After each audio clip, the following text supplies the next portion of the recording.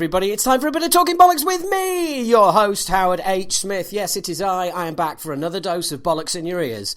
I, who am Howard H. Smith, who I am who am. I seem to mess this intro up all the time now. So, I am lead singer in UK thrash band Acid Reign. First album in 29 years came out last year, September 29th. The Age of Entitlement. Go listen, go buy, go stream, go do whatever. I also do stand-up comedy as the character Keith Platt. I also MC comedy shows and do all sorts of other bits and pieces. You can find me, you can find Keith, you can find this podcast, you can find Acid Reign, all on various social media platforms. So why don't go and have a look-see?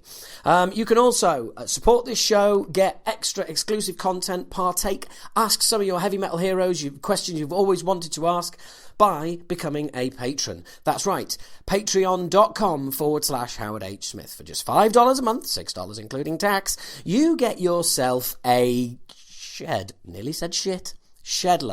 of exclusive content. As much as I hate that word, it's the perfect word to describe everything. All sorts, videos. And you sign up for the podcast, you get all Acid Reign stuff as well. Loads of behind the scenes shit. You get to hear all sorts of stuff before anyone else. Sometimes you get to hear stuff that no one ever hears at all. You also get this podcast early. So, what is there not to like about all that? That is the end of it. That's all of the shtick I'm going to give it. Okay, so. Welcome. And what has been going on in the world of metal in the last month since we spoke? Well, there's a new Lamb of God album on the way. There's a new Lamb of God track on the way.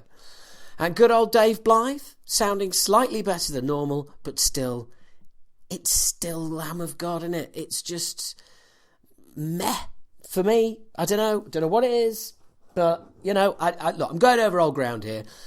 It's just meh. But do you know what? I want to concentrate right now on the positive. Fuck me. Quadra by Sepultura is absolutely kicking my ass. I mean, that is definitely going to be in my top 5.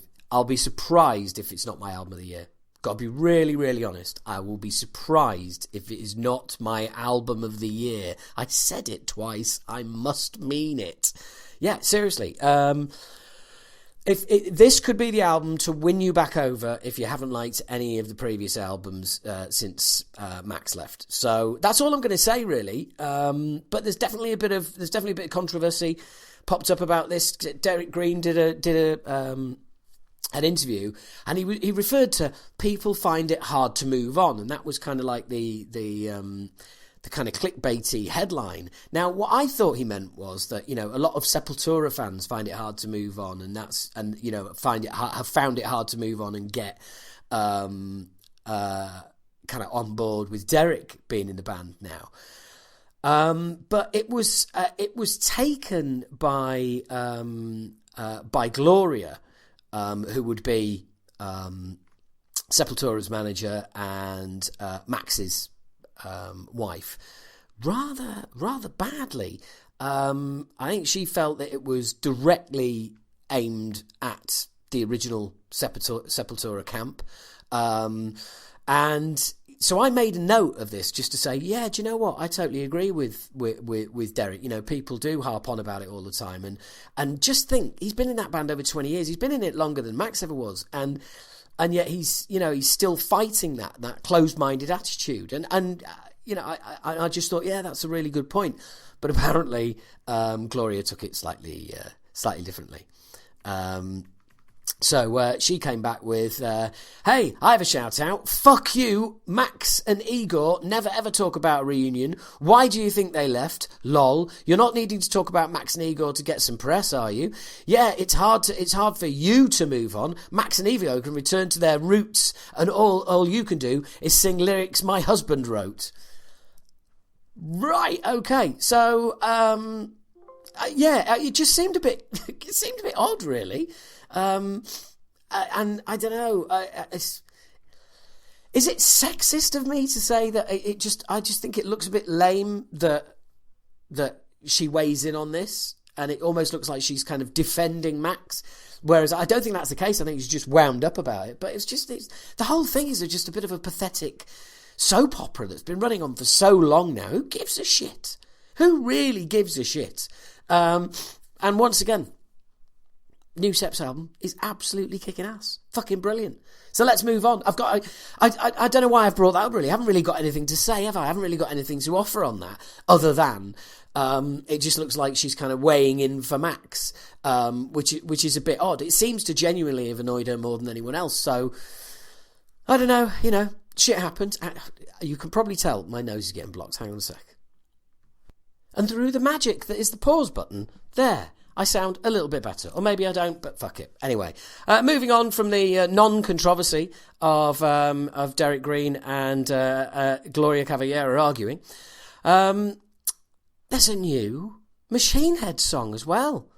A new Machine Head song. Yeah. Nothing to really write home about. Kind of just... Yeah, not really sure what's happening with that lot at the moment.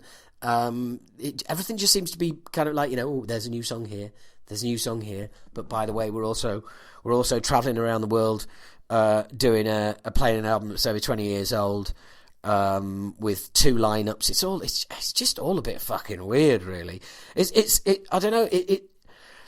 Machine Head now just seems to me just looks like some sort of keep Rob Flynn sober project. Do you know what I mean? It seems like, I don't know, just this kind of, movable therapy for Rob Flynn. And, just a pretty nothing track again, really. Really just, God fucking hell, I have not really got much to offer here, have I?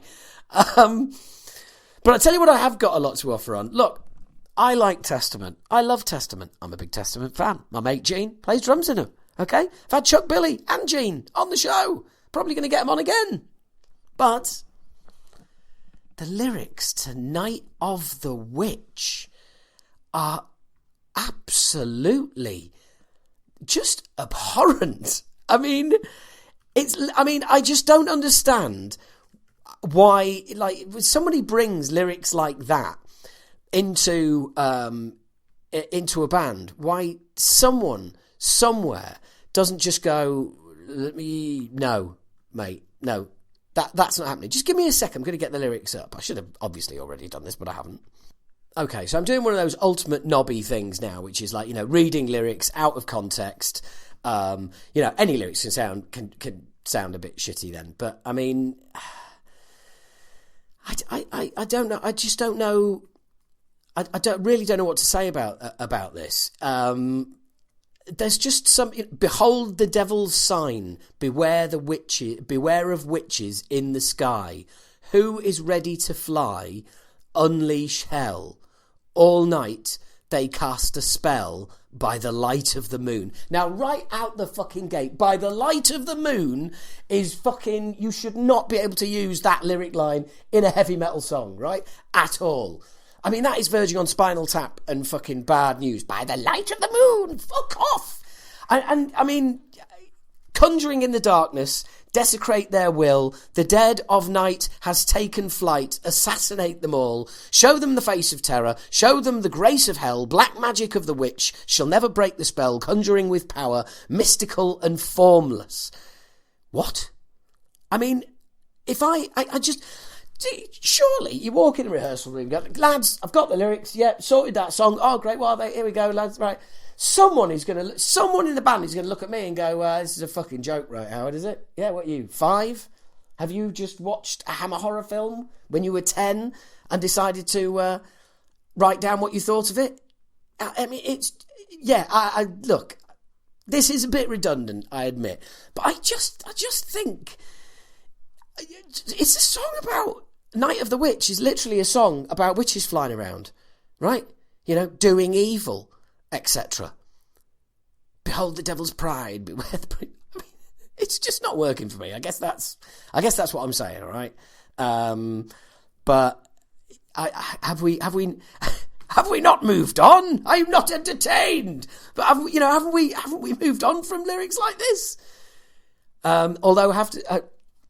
what was the lyric from the last album that cracked me up? There was one that was, I was awoken by the howling of a wolf. No, I was awoken by the howling of a dog, or perhaps a wolf. Another classic. I should shut the fuck up before I get into trouble, but it's probably too late for that. But I mean, really, it's not happening. I'll tell you what else is not happening. Just released some new, a few more dates and stuff like that. And do you know what winds me up more than anything? People posting things like, I might go to this, or, oh, tempted. It's like, well, thanks for letting me know of your complete and total lack of a decision. Thank you for letting me know about your almost enthusiasm. You know, oh, that's brilliant. Yeah, hey, yeah, I might go to this. That's what everybody wants to hear, isn't it? Oh, will you marry me, darling? I might. Oh, thank you so much. I mean, why would you even take the time to basically post a comment that says, I'm not going to go to this, and I'm not going to this. I'm actually in a decision. I'm actually in a place at the moment where I'm undecided as to whether I'm going to go or not. Well, that's fantastic. Thanks for all letting us know. What are we all supposed to do? Reply with comments like, oh, well, what would tempt you into it? Oh, no, please come. I mean, what is the fucking point? I mean, I would rather someone posted, I'm not going to go and see this fucking comical shower of shit. They're the worst fucking UK thrash band ever, and UK thrash is a joke. I'd rather somebody fucking posted that, and don't you fucking dare, whilst you're listening to this, start piecing that fucking message together, right? But it's just, absolute fucking, really, let me know your every thought from your every waking moment. Have you ever thought of just not commenting? But this is the, whatever, social media, granddad here, fucking hell, I sound so fucking old. I actually saw a review of our album on YouTube by somebody, and they loved the album, but they said, and they couldn't wait for it to come out, but they were getting pissed off that we kept posting memes. Hang on. They were pissed off that we kept posting memes, because we're all in our mid 40s or late 40s or early 50s, so it's kind of dumb. It's like, wow, that is awesome. I am officially too old to post a meme, apparently. Even one that was made by somebody specifically for us and was fucking funny. Oh no, apparently there's an age cut-off on use of memes. Did you know that? Well, aren't you glad you tuned in to this fucking podcast now, aren't you, eh? Because you're going to learn all sorts. Yes, you're learning that apparently, watch out, witches are a bit nasty and can fly in the sky at night by the light of the moon, I think you'll find. But also, memes have an age limit on. Now, what that age limit is, I don't know. He didn't mention that, unfortunately. But it seemed like late 40s and 50s, with the look on his face that made it sound like he was sick as he was actually saying the ages, that would appear to be out, right? So whether it's in your 40s, I don't know. If you're still in there in your 30s, do you know what I should really do? I should really freak the fucker out, yeah? And open a fucking Snapchat account, an Acid Rain Snapchat account, and be the oldest band on Snapchat. That is probably not allowed either, is it? Fucking hell, I'm getting out my pram about this, aren't I? I haven't even got any notes on this. This is just spleen. This is literally me downloading what's in my head into the microphone. It comes into your ears, and you either go, yeah, it's reasonably entertaining, or fuck this dickhead and his fucking opinions. And do you know what? Some of you will be A, some of you will be B, and some of you will be a little bit in the middle. And that's cool. That's cool, you know. In fact, that's calmed me down a bit. What else? Rage Against the Machine are touring. Wow, yeah, headlining Reading and Leeds. Well done. I mean, that's got to be weird if you think about it, because basically the average age of people going to Reading and Leeds is the age I was when I was going to see Rage Against the Machine. But a lot of time has passed now. I mean, I think it'd be like me in my 20s going to Reading or Leeds and like The Who were headlining or something like that. It's fucking weird. It's just, it's fucking odd. But yet again, another sign that these big tentpole bands are not out there. We're not replacing them. Fucking hell. That's depressing, isn't it? Jesus. Yeah, thoroughly fucking depressing. Right, on that note, I think it's time to cheer us all up, isn't it? Okay, let's get cheered up. What I'm going to do now is going to play an interview that I did this month with my good old friend Phil Alexander.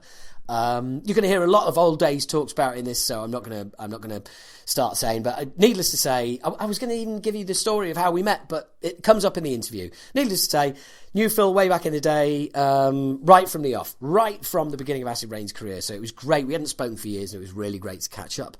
So this is myself and the man Phil Alexander having a chat a couple of weeks ago. Hello there. Hello, mate. How are you? Good Lord, it's been a while, hasn't it? It really has. Yeah. If I was American, I would say it's been a minute. It's been a fucking long time, is what I prefer to say. Yeah, but it has. It really has. Yeah. Everything all right with you? You will? Yeah. We've just been announced for Bloodstock main stage this morning. So it's been a busy. Oh, fun times. Yeah. It's been a busy time. So just all over social media, covering everything, and but it's great, It's new album and all the rest of it. It's it's been good fun. Well, no, good. It's good to know, and it's funny, isn't it? Because it's like one of those things where you kind of go, after a while, you kind of think, well, okay, why did you do this in the first place? Oh, you did it because it was fun. Okay, yes, yeah, good. Yeah, exactly. There's those moments where it's easy to lose sight of that. So, well, yeah, and I think especially when you're young as well, you just get wrapped up in the whole. I think you get wrapped up in ego, and I've got a very competitive nature, so you're always you're always like, oh well, what are they doing? Can we get that? And you get lost in it all. Yeah, and I think also, it's like at that time when it's the be-all and end-all. Yeah. It's very difficult, I think, to balance yourself because, everything seems so important, so magnified, so this, so that, so the other, and actually there's just these things where you just go, do you know what? I mean, it's weird because there's loads of people that I know that, obviously have been through roughly similar things where it's like, this is the thing, this is I've got to do this, got to do the other, got to do, and then it all goes, either goes wrong or they decide to call it a day, and then when they come back to it, it's like it's quite funny. You sort of have these conversations that are roughly the same time and again. Yeah, but yeah. There you go.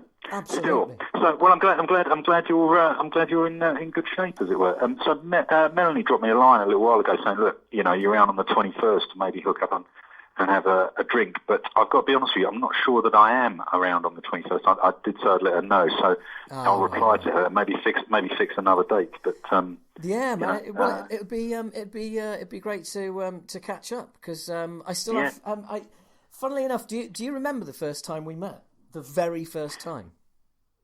Where the fuck was that? I've got to be honest with you, H, man. It's like my mind is like fucking. There are things I've forgotten that happened generally, which is not. I don't think I'm completely senile yet, but literally there'll be things that people will be talking about, and I'll go, oh yeah, I was there, wasn't I? And they'll go, yeah, that's why we're fucking mentioning it. And I'm like, I found an old box of interview tapes the other day, and it was bloody funny because I was literally going, when did that happen? I don't remember doing that. I don't remember interviewing them. And it's like, and of course, there it is in black and white with the dates and the venues, written on the actual cassettes. And I'm like, if you'd said to me, did you interview, I don't know, DRI? I would have said, no, I don't know if I did actually. But yeah, I did actually at the fucking Clarendon. And the date is such and such a date because there's the photographic evidence. So, yeah, but where were we then? All right, well, I'll try and forgive you for forgetting the momentous occasion in your life when you first when you first met me. We were hanging around. We were supporting Flotsam and Jetsam at the Astoria. I think it was either Flotsam's or Death Angel. Right. Rings a bell actually. We were hanging around outside the Astoria. Because being super enthusiastic, we got there well early, and you were kicking around, and you came over and you said, "All right, guys, do you know when the doors open or anything like that?" And we were like, "Oh yeah, blah blah," and we said, and you were like, "Oh, you keen to get in or whatever. And we was like, oh, well, we're the support band Acid Rain. And you were like, oh, right, okay, cool. And we literally had nothing to do. So you joined our party and we all wandered up Oxford Street and and had a wander around the huge HMV that was there. Oh, yeah.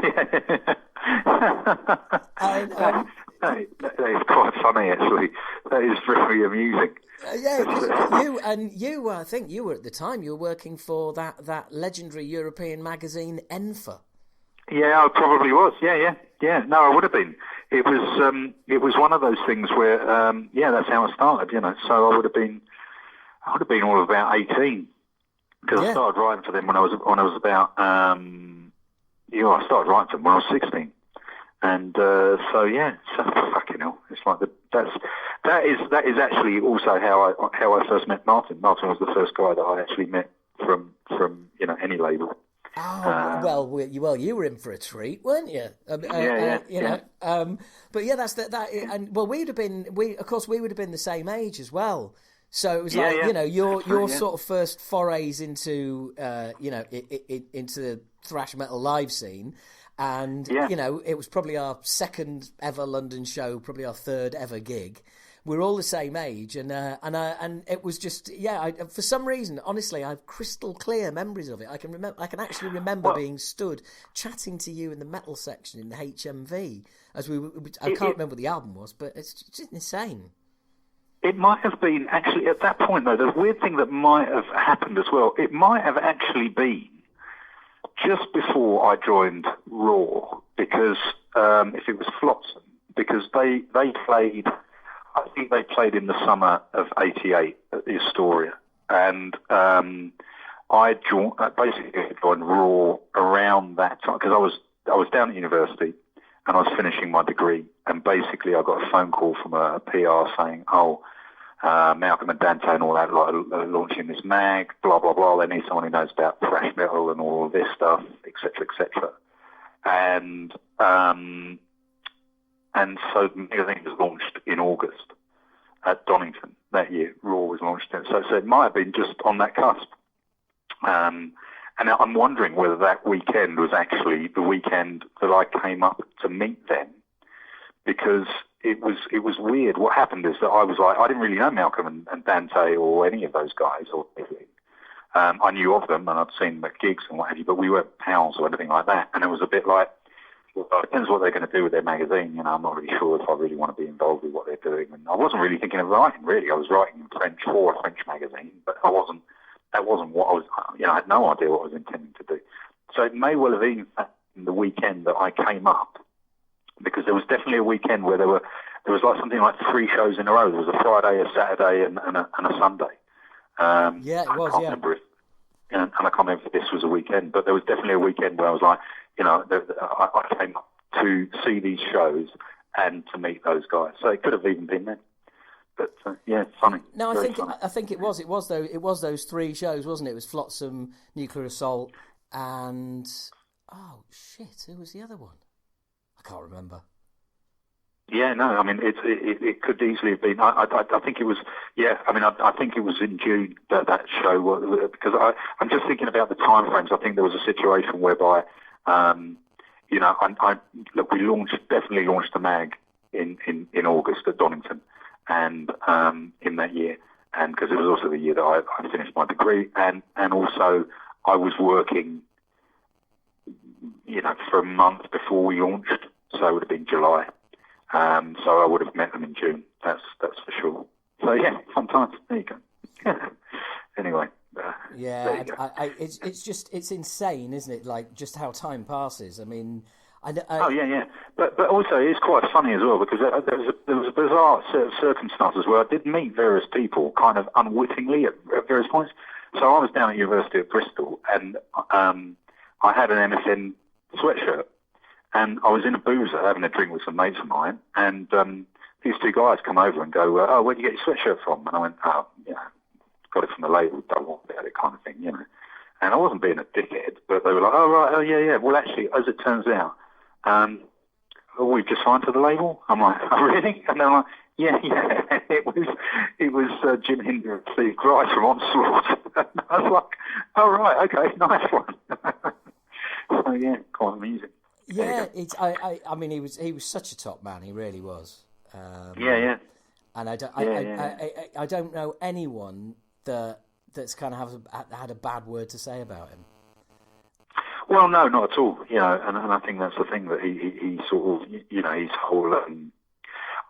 There was just this. I mean, the thing about it is, for me, I was quite a bit more as well, because so when the way it happened with me in terms of starting to write, I went on holiday to my grandmother's French, and I had been to the Marquee Club to see a band from South London called ORE, O-R-E, and they were supported by an Irish band called Mama's Boys, and their drummer was the same age as me, and Mama's Boys basically blew ORE off stage, and, you know, they were just hanging around in the bar afterwards, and we had a drink, and their drummer turned out to be the same. Yeah, so we were chatting away, blah, blah, blah, blah, blah. I went on holiday, bought this magazine, Half Fair, and opened it up, and there was like a 6-page Mama's Boys piece in there. And basically, I wrote to the editor going, can I subscribe to your mag? I'm in London, this is what's happening. He didn't know I was a 16-year-old kid, so he just wrote back going, I need a guy in London. Can you become our correspondent over there and, you know, tell us what's going on and maybe get some interviews done? So I was like, yeah, of course I can. And I had a bunch of records, obviously, where I just literally copied the address off the back of them and wrote to the label. That's how we got a record deal, mate. Exactly, yeah. Well, one of which was, I think it was possibly the first record that Music for Nations put out, but it was that Virgin Steel album, which, it was. That's MFN01. Right. I mean, to be fair, I wasn't mad about that record, if I'm really honest with you, but, you know, it come out at the time, and it was like, you know, I think Crane probably said, oh, fucking hell, you know, it's great, or whatever, and so I wrote to Music for Nations, and they were the first label to write, and I wrote to them having traced the masthead off the front page of Enfer, off the cover of Enfer, and shrunk it down on my dad's photocopier at work, and wrote this letter saying, I am now the UK correspondent for this French magazine. They print X amount of copies. They're really huge. Please send me some records and tell me what acts you've got that I can interview. And NFN were the first label to write back. I can't quite remember who the secretary was at the time. I don't know if it was Janice. I don't quite remember whether it was Janice. I think it might be. But I got a note back saying, absolutely, we'll stick you on the mailing list. And the first person I actually ever interviewed was Wendy O. Williams on the back of that album that MFN had put out. But obviously at that time I was also, you know, well aware of what MFN were doing, because, you know, what they'd already started putting out, you know, they already put out the Metallica record, you know, 2 more had already come out on MFN. Yeah. And they were kind of well on their way, really, at that point. And I went to visit Martin and Jem in Pride Street. Obviously, you know, initially that was where I went, that little office near Paddington, which really was tiny, actually. And then they moved to this office on Carnaby Street, which was that was kind of dying, oddly, actually opposite the office where the Clang office ended up being for a period of time. And it was quite funny, actually, because that's where I first met Mark Palmer. And I walked into the office and saw this guy who's roughly my age, sitting by this, behind this mound of cassettes, you know, just demos. And we were talking about this actually when Melanie told me about Martin passing away. Actually, I did immediately ring Mark actually to let him know, because I wasn't sure if he did know. And it was very funny. I remember very distinctly in terms of his demeanour at the time as well, and he reminded me of the fantastic thing that his official job title was Oik. Yeah. So there you go. But yeah, so that's why it was so special to me that, you know, the way MFN was, and also, you know, Martin in particular, and Jen as well, to be fair. Well, I've stayed in touch with them ever since, and I always being from a band back in those times, everybody's always keen to know, you know, oh, and what about the record label, you know, in you know, how many ways did they screw you over? And it's like, well, do you know what? Not at all. we got all our masters back after 10 years. I mean, no one does that. Yeah. No one does that. Yeah. But they were just into it. And I remember when our career was over and they didn't like the new stuff we were doing and we didn't really want to continue. And then I rang up and said, look, I've got about 45 minutes worth of odds and sods here that have never been released. What do you think's putting out a final album? And Jem said, leave it with me. I'll call you back this afternoon. So he rang me up and he goes, right, Martin and I have had a chat. And we'll do it, but on one condition. And I was like, what's that? And he goes, you have to call it The Worst of Acid Rain. and I was like, that's a great title. Boom, let's do it. Yeah. Yeah, well, it's also a very typical Jem-like moment, but actually typical of the pair of them, really. That's the thing. And it is a weird thing as well, because, the whole situation with them is that, you're right, no one ever really says a bad word. And I think there is a reason for that. I don't think that anybody, let's be honest, they knew what they were doing, but they didn't shaft anybody really. Yeah. I think that is a really, really, really big difference in terms of, how they could have done that. They could have easily done that. And as you say, the idea of you getting your masters back after 10 years, I mean, they could have had them now. Do you know what I mean? And somebody could have been doing whatever the fuck they wanted with them. Oh yeah, absolutely. And I always remember going in to see. I didn't go in to see. I rang up, and Mimi put me through to Martin, and he said, he goes, H, it's really good to talk to you. And I said, that's nice. And he goes, well, it's just that I've just had to sign Frank Zappa's royalty checks. And then right afterwards, I signed yours, so it made me feel a lot better. yeah, but I mean, having said that, he was so cock-a-hoop about. I mean, that's the thing as well about doing the Zappa catalogue. I mean, he was really cock-a-hoop about that, and actually, that was a rare moment really where I was intimidated. Actually, we went to interview Frank at the Dorchester for Raw Power, the TV program that I was doing at the time, obviously, and it was weird because I knew that we weren't going to, we had, I think Liz Fairweather had managed to put, 40 minutes aside, and I was like, we're not going to need 40 minutes, Liz. Like, literally, it's going to be like, a 2-minute piece. But she's like, but don't worry about it. Just, I know you love Zappa, so just do an interview. I mean, it's going to be the one chance you get to do an interview, and I'm like, absolutely, But I remember talking to Martin around that time, and he was really cock-a-hoop about kind of, having Frank on the books and what have you, and actually kind of, quite in awe of the man, and so was I, actually, to be really blunt with you. And it's the first time I've turned up at an interview thinking,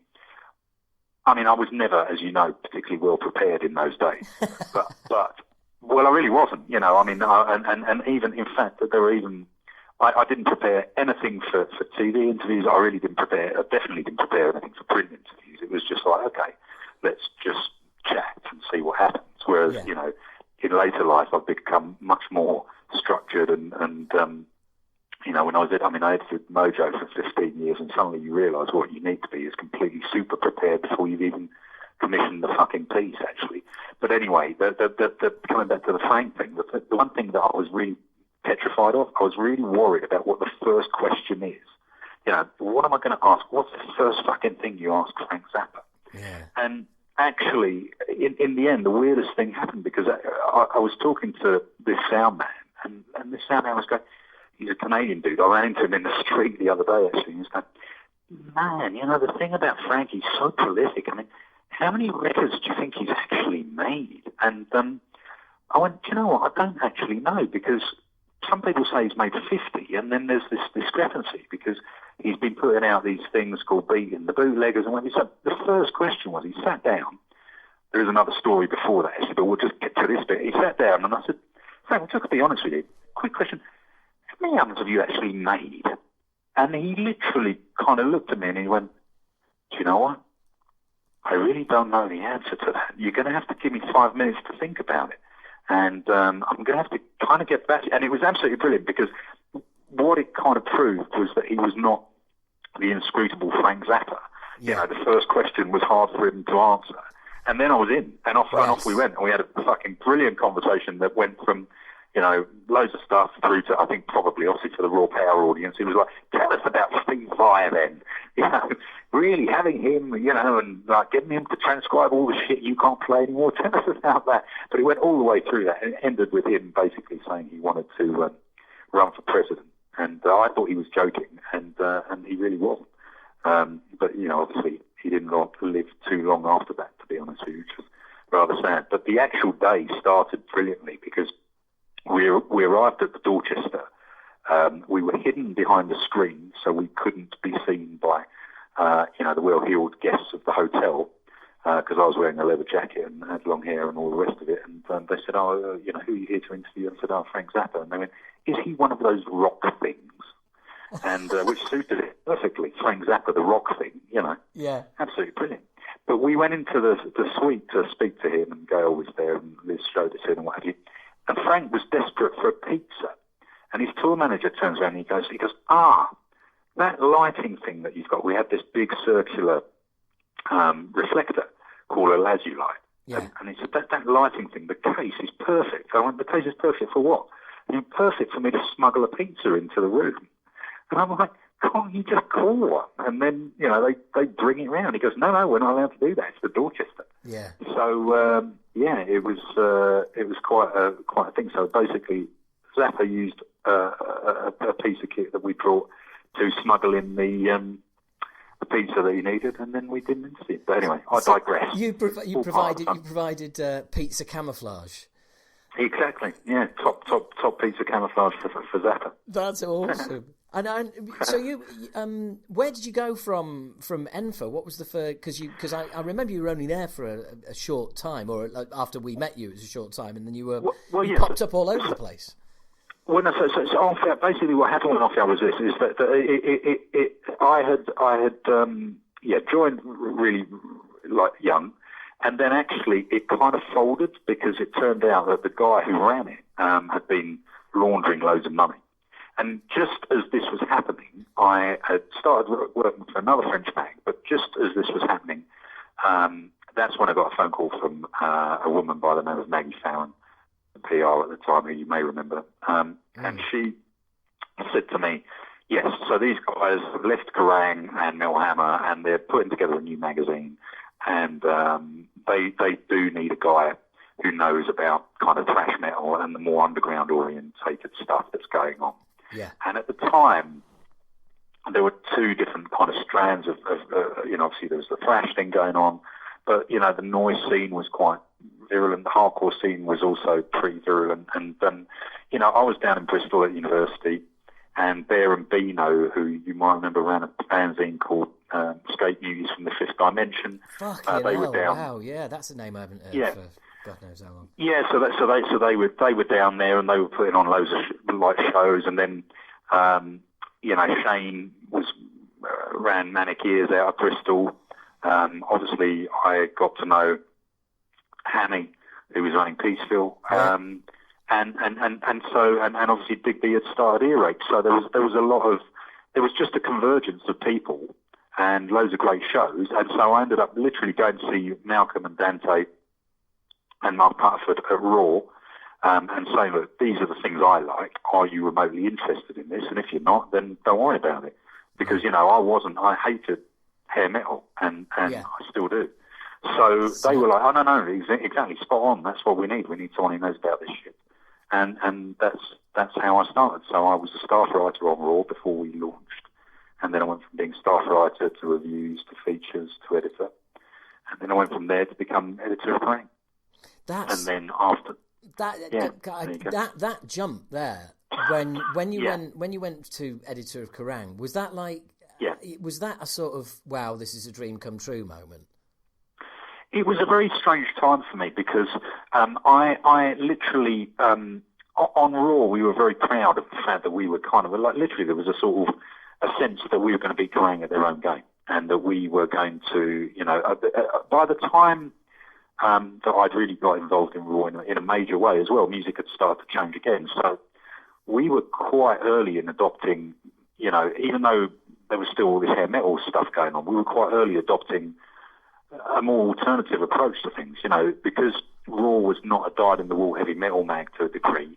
You know, we had done a load of stuff involving, you know, we were pretty early with a lot of the grunge guys, you know, when, you know, Soundgarden first came over, Nirvana first came over, Mudhoney, all of the guys, you know, Tad, we'd done them all. And so we were kind of in that mindset that we were pretty much, you know, we had a lot going for us. And when I became the editor of Raw, I was absolutely convinced that we would end up kind of basically battering Kerrang, but that we had a broader base of music that we could cover, and it was going to be really great, because at that point, Kerrang was still very much, even though it adopted a load of the grunge stuff, it was finding it quite hard to deal with. Yeah. You know, it was still busy going, there's a new Whitesnake album, get in, or, you know, Motley are back, you know, and I was like, it's fucking so irrelevant, fuck that.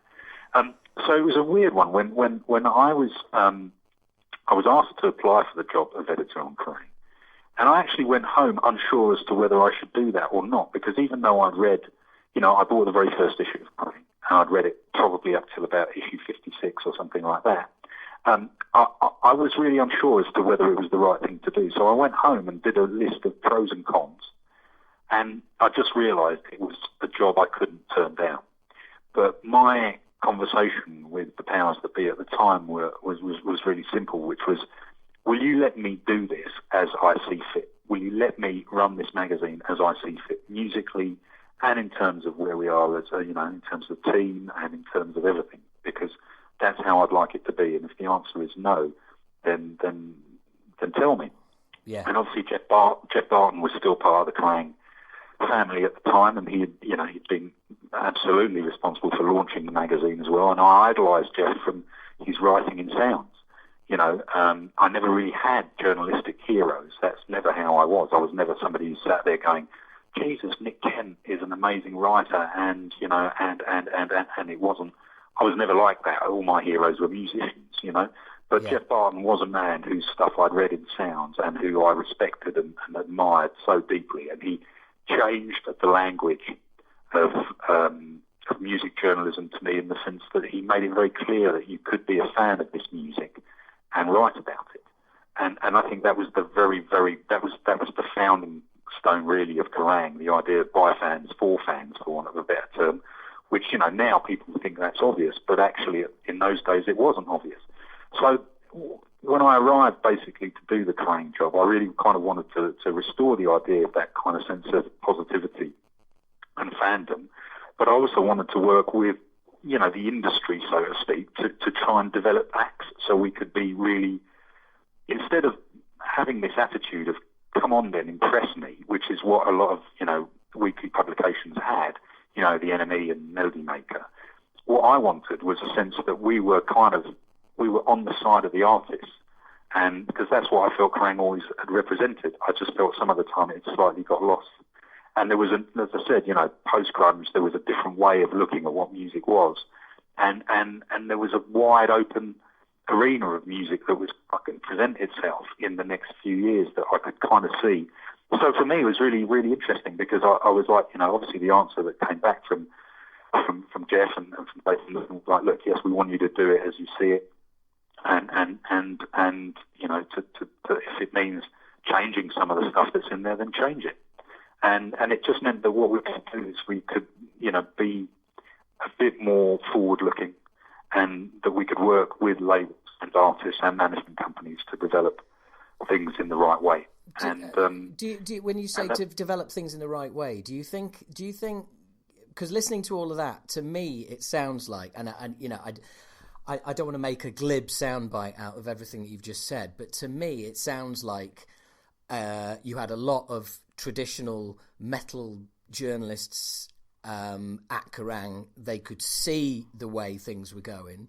They could see they were still stuck in the past, and they wanted you to come in and literally do what you wanted, which was run it the way you wanted, because they realised that they needed modernising and they didn't know how to do it.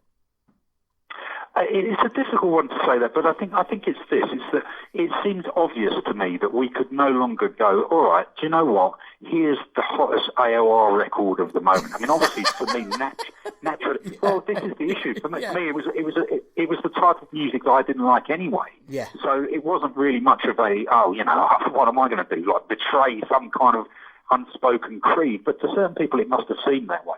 To me, it was like, okay, that stuff, I never liked it. I don't think it has the relevance it once had, and I don't know that the audience is still there. You know, some of them are maybe going to Rock City on a Saturday night intermittently, but, you know, it isn't where the audience is, and it certainly isn't where a new emerging audience is.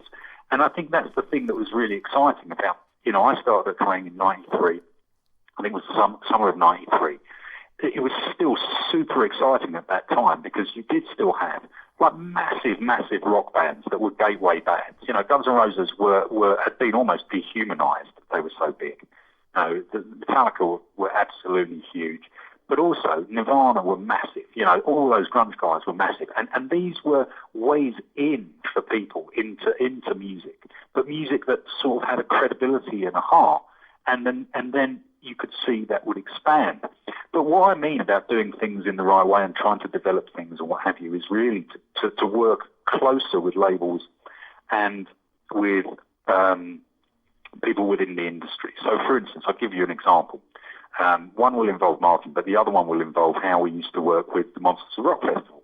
We used to sit there and go, it's February, let's speculate as to who might be headlining Donington this year. Right?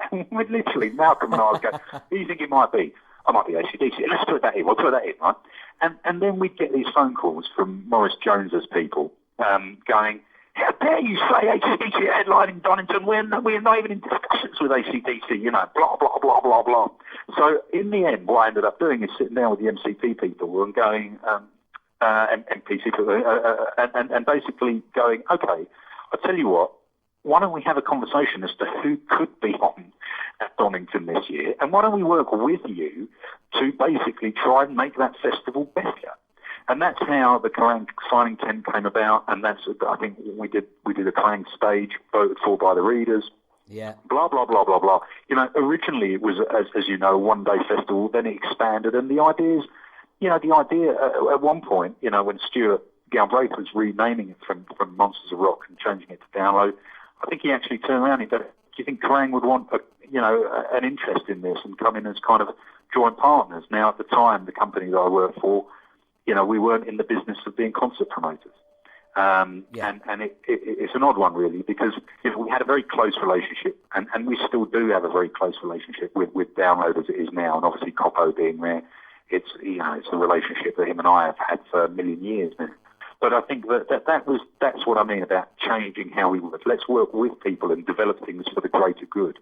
So I think there was one year when Metallica announced that they were going to do Download. They kind of announced it at the Kerrang Awards. I think we took some spurious live phone call from Lars, and he was like, yeah, you know, we're doing this, you know, and blah, blah, blah. So we kind of announced it at the awards.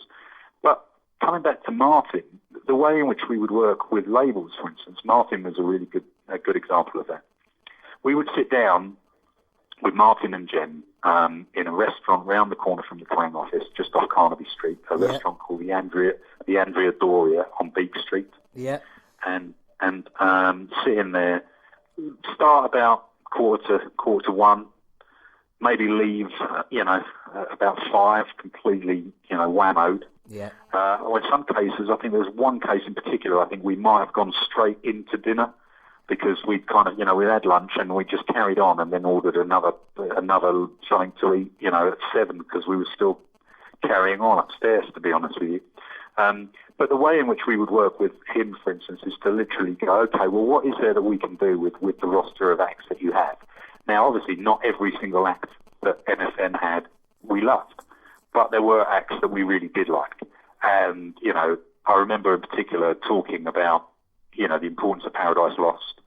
At a point, I think when they were about to release Draconian Times, I think it was, I remember us going, okay, look, we really need to plan how we can work with them and develop them and really get to a point where everyone thinks they're significant, And so I think we came up with something terrible in the end. I think, Paradise Lost, the new Metallica or whatever. But it was like, we got Ross out to shoot them, blah, blah, blah. It was about creating the idea that the Paradise Lost were the next in line in a line of artists that really were significant. And I actually believed that. It wasn't just, we didn't do it if we didn't think the band were a good band. There were certain acts that we probably didn't really fully support, even though, Jen and Martin might have been enthusiastic about them. For us, it was a bit like, not really sure, Yeah. But actually, those that we did believe in, we would try and back to the hilt and try and look for ways of making them, matter to our audience. And obviously, in the pre-internet days, what that really meant was going, okay, how do we cover these people almost week in, week out? What are the things that we're going to deliver that are going to be, it's going to be different every week, but it's going to keep that message consistent that this band matters. Yeah. And we have to do it without it just boring the audience as well. So that's what we would do. We would try and work out these actual plans, which sounds insane when you think about it, but actually it is also how Kerrang still works now, in that we are lucky now where we are is that we still have a weekly magazine when there are no other weekly magazines left in the UK, but we have an office in London, we have an office in Brooklyn, and what we work on is almost like, how do we develop an 18-month-long plan that involves magazine support, video. We have a bunch of live shows that we run ourselves under the banner of the K-Pit, which are run in these 2 dive bars in London and Brooklyn. And, so... So like the likes of, Machine Head have come and done it and what have you, right the way through to developing acts. And for us, the thing that hasn't changed is that those developing acts are still what matter the most. I'm really glad Machine Head came and did the K-Pit, and it gives us the reputational pull that make people check out a set by someone they don't know. The same with Mastodon, the same with all the bigger bands that have done it. But really, just as important to us is the fact that, very early on in their career, we did a set with Conjurer.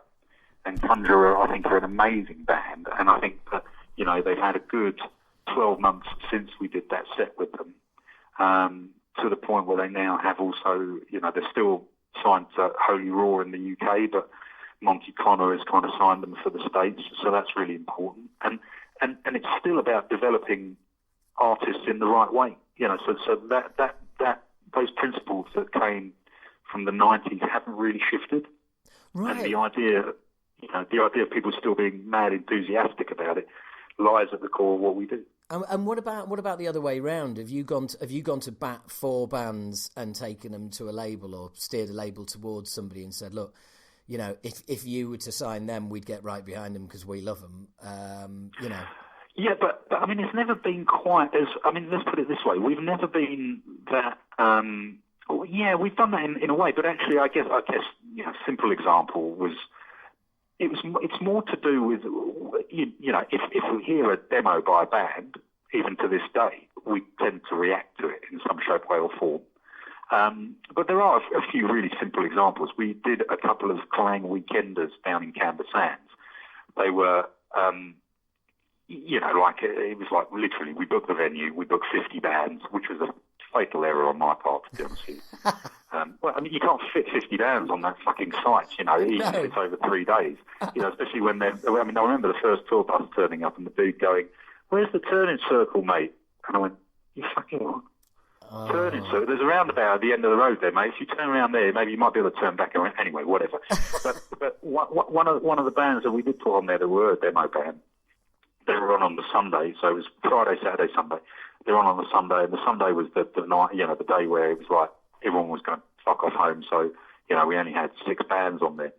But Rod Smallwood was living up not too far away, because he was down in Hove, and I was like, why don't you come up and have a beer around Sunday lunchtime? We've got some bands on. What else are you going to be doing? He was like, oh, yeah, cool, I'll turn up. And one of the bands that was on, one of the first bands on was Funeral for a Friend, completely unsigned at that time. Wow. And literally Rod walked in and just went, these guys are amazing.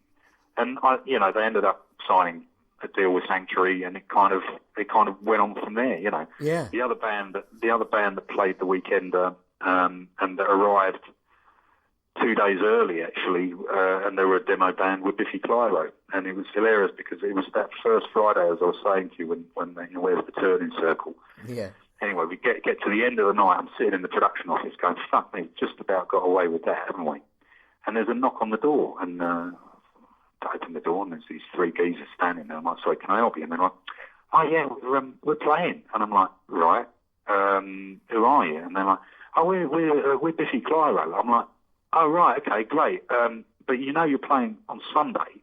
And they were like, yeah, but we were just so excited. We thought, well, why would we wait around at home? We're just going to drive down and come and hang out. And maybe you guys are like a football game in the morning. And like, you know, yeah, that's all cool, apart from the fact that we've got absolutely nowhere to house you because the fucking campsite, I mean, it's a fucking Butlins holiday camp. It is full of people who bought their tickets. And then the other parts are full of musicians that are staying on site. So we had to put the three of them in a condemned chalet, which just had mould growing down the wall, you know. And, God! Well, welcome to the music business. Yeah, and to be really honest with you, I saw them in Birmingham at the tail end of last year. Must have been November, and still laughing about it now. It's like, you know, 20 odd years on. So, you know, I mean, I think that's the thing. Is like, to come back to your point, have we steered people towards label deals? In some respects we have, but more significantly, we've just supported the act, whether they are signed or unsigned. Right. And actually, for me, if a band are doing it themselves, that doesn't mean that we just go, oh, you haven't got a label, bollocks to you. Or if they're signed to a tiny label, that doesn't mean we go, you know, whatever. It just means if they're good, we will champion them, and hopefully they will be able to stay the course. Yeah, and I mean, so basically, you're not crossing that line where you're becoming an A&R department. All you're doing is you're just supporting bands that you genuinely like. We had a situation a while ago where a major label came to us and basically said, would you work with us in developing acts in an A&R capacity? And some of that was directed at me personally, and some of that was directed, you know, to me and Kerrang as a brand. And I just felt it was a massive conflict of interest, because how could we do that without, you know, if we're signing with a particular label, it would have just felt wrong. So, you know, how can you say to an act, well, here's what's open to you if you're aligned to a specific label, and how can you then not be prejudiced in terms of the acts from that label that are signed elsewhere coming back towards you? But it got very, very close to actually happening. And in the end, to be honest with you, I kind of walked away from it, and you know, and off it went. So, but no, we just felt as though you couldn't really cross that. You know, there are people at labels that we all know, and we'll go, oh, check this out. You know, the conversation is always, what have you heard? You know, I still see every time I go to New York, when I go to our office over there, I still hook up with Monty Connor, and the first conversation is, what have you heard? What have you heard? Between the both of us. You know, and actually, there'll be a shitload of stuff that I'll tell him about and he'll tell me about. He can't really sign a load of it because it doesn't really fall into his remit. But then, you know, there are bands that he will sign. You know, so Tundra for the States is a really good example. But, you know, he signed a little band called Iris, IRIST. Doesn't mean anything, I don't think, but they're really good. And then, you know, he signed Paul Bearer, who are, again, 10 years into their career. You know, I think they're just, again, they're going to evolve, continue to evolve. And over time, their significance is just growing, you know. So I think that's the other thing that's changed, is even though the world is faster, and there are probably more opportunities now, it is quite hard to get that cut through. And to, you know, I think it takes longer to develop an act now. Yeah. And I think you're talking about a 10-year development plan, really, which was not the case back in the day. And, you know, in terms of your band in particular, for instance, it's like, okay, crash, bang, wallop, get on with it. Yeah, I mean, look, you know, obviously the difference being, you know, the internet and just trying to, you know, I mean, I'm forever telling anybody, you know, back in the day, you know, you want to announce a tour, you put an advert in Raw, you put an advert in Kerrang, you put an advert in Metal Hammer, job done. You know, now you've got 4,000 metal sites for the UK, and you know, you look at a site like Blabbermouth where it's basically it's basically a 24-hour news cycle. You're only on the front page for about maybe an hour and a half. And a lot of people will glance at, you know, at sites like that once a day. They're not going to click back through the pages like I do, like a nerd, and go and find, you know, where they were last time and then read all the stories that have happened since. And I mean, we've been back for 5 years, and we did some dates just before Christmas, and a bloke came up to me and said, "Do you know what? I didn't even know you were back until a week ago." And so I bought the album, bought a ticket, and here I am. Yeah, but that's the other thing as well, isn't it? It's like, it's just, the speed is such that, like, it's like, look, you know, like every aspect of social media now is just insane. You know, it really is one of those situations whereby it's like, it just kind of, you reach that point really quickly where it's the attention span of a gnat. Yes. Yeah. Well, I'm effectively managing the Acid Rain 24-hour news cycle, because ultimately you've got to be posting something once a day.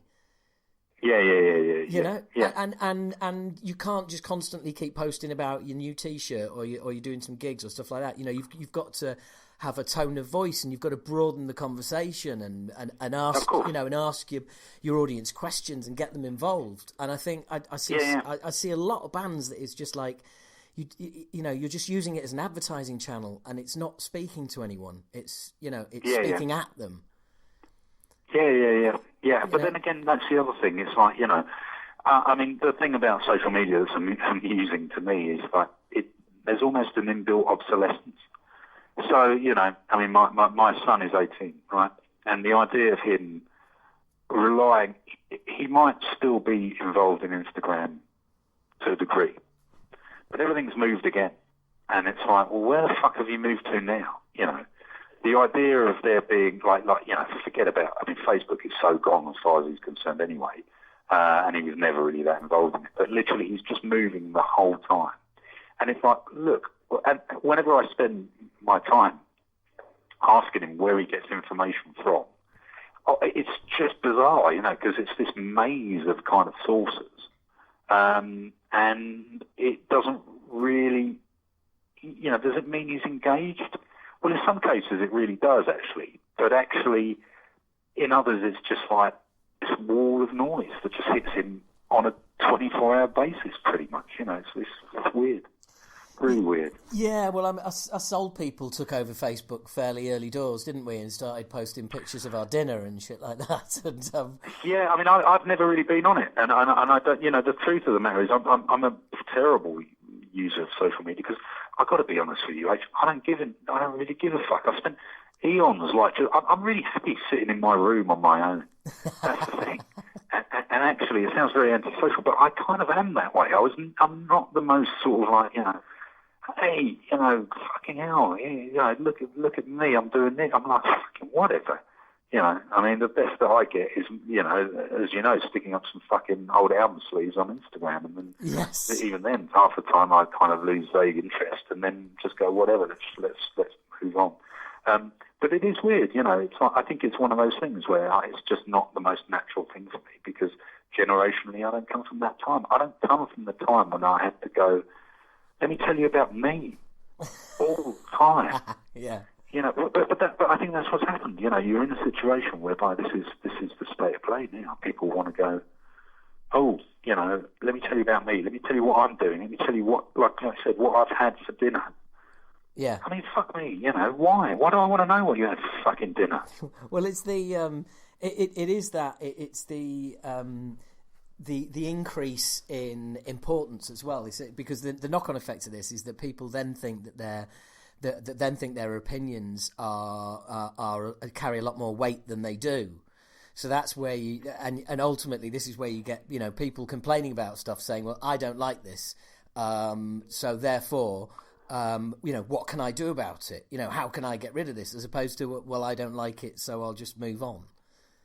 You know. Well, yeah, absolutely, yeah, and I think I don't know. You know, it's very old manish to moan about the state of social media, but I don't mean it that way at all, because I don't mind. People can do what they like and whatever. But what amuses me is that most people who use social media, they moan about social media. And it's like, I don't care enough about it to use it enough. Therefore, I don't really see the point of moaning about it if you have used it too much. It's like, people go, Twitter is a cesspit. It's like, well, all right, well then fucking use it then. Yes. It's not that hard. Yeah. It's just like, move on.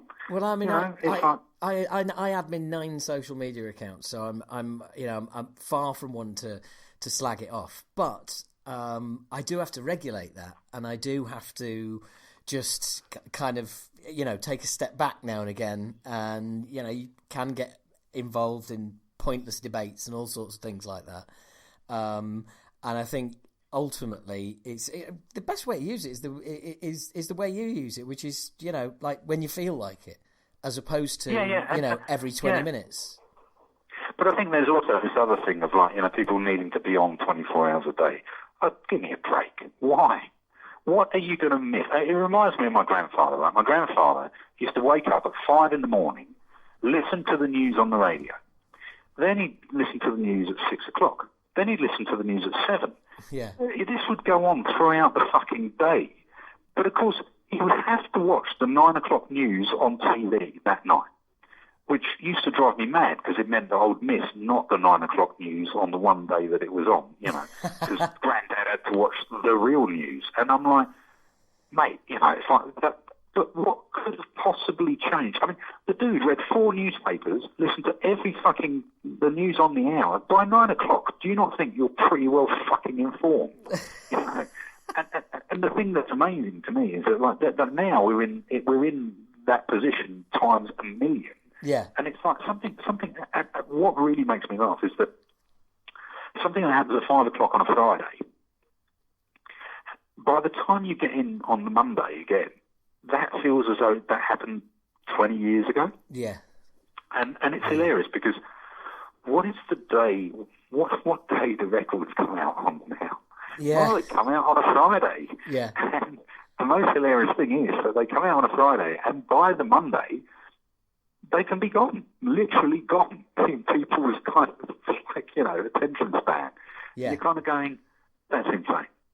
That is insane. Well, there is that, and there is that whole attention span thing as well. I mean, when I know from having just put an album out, when you start thinking about,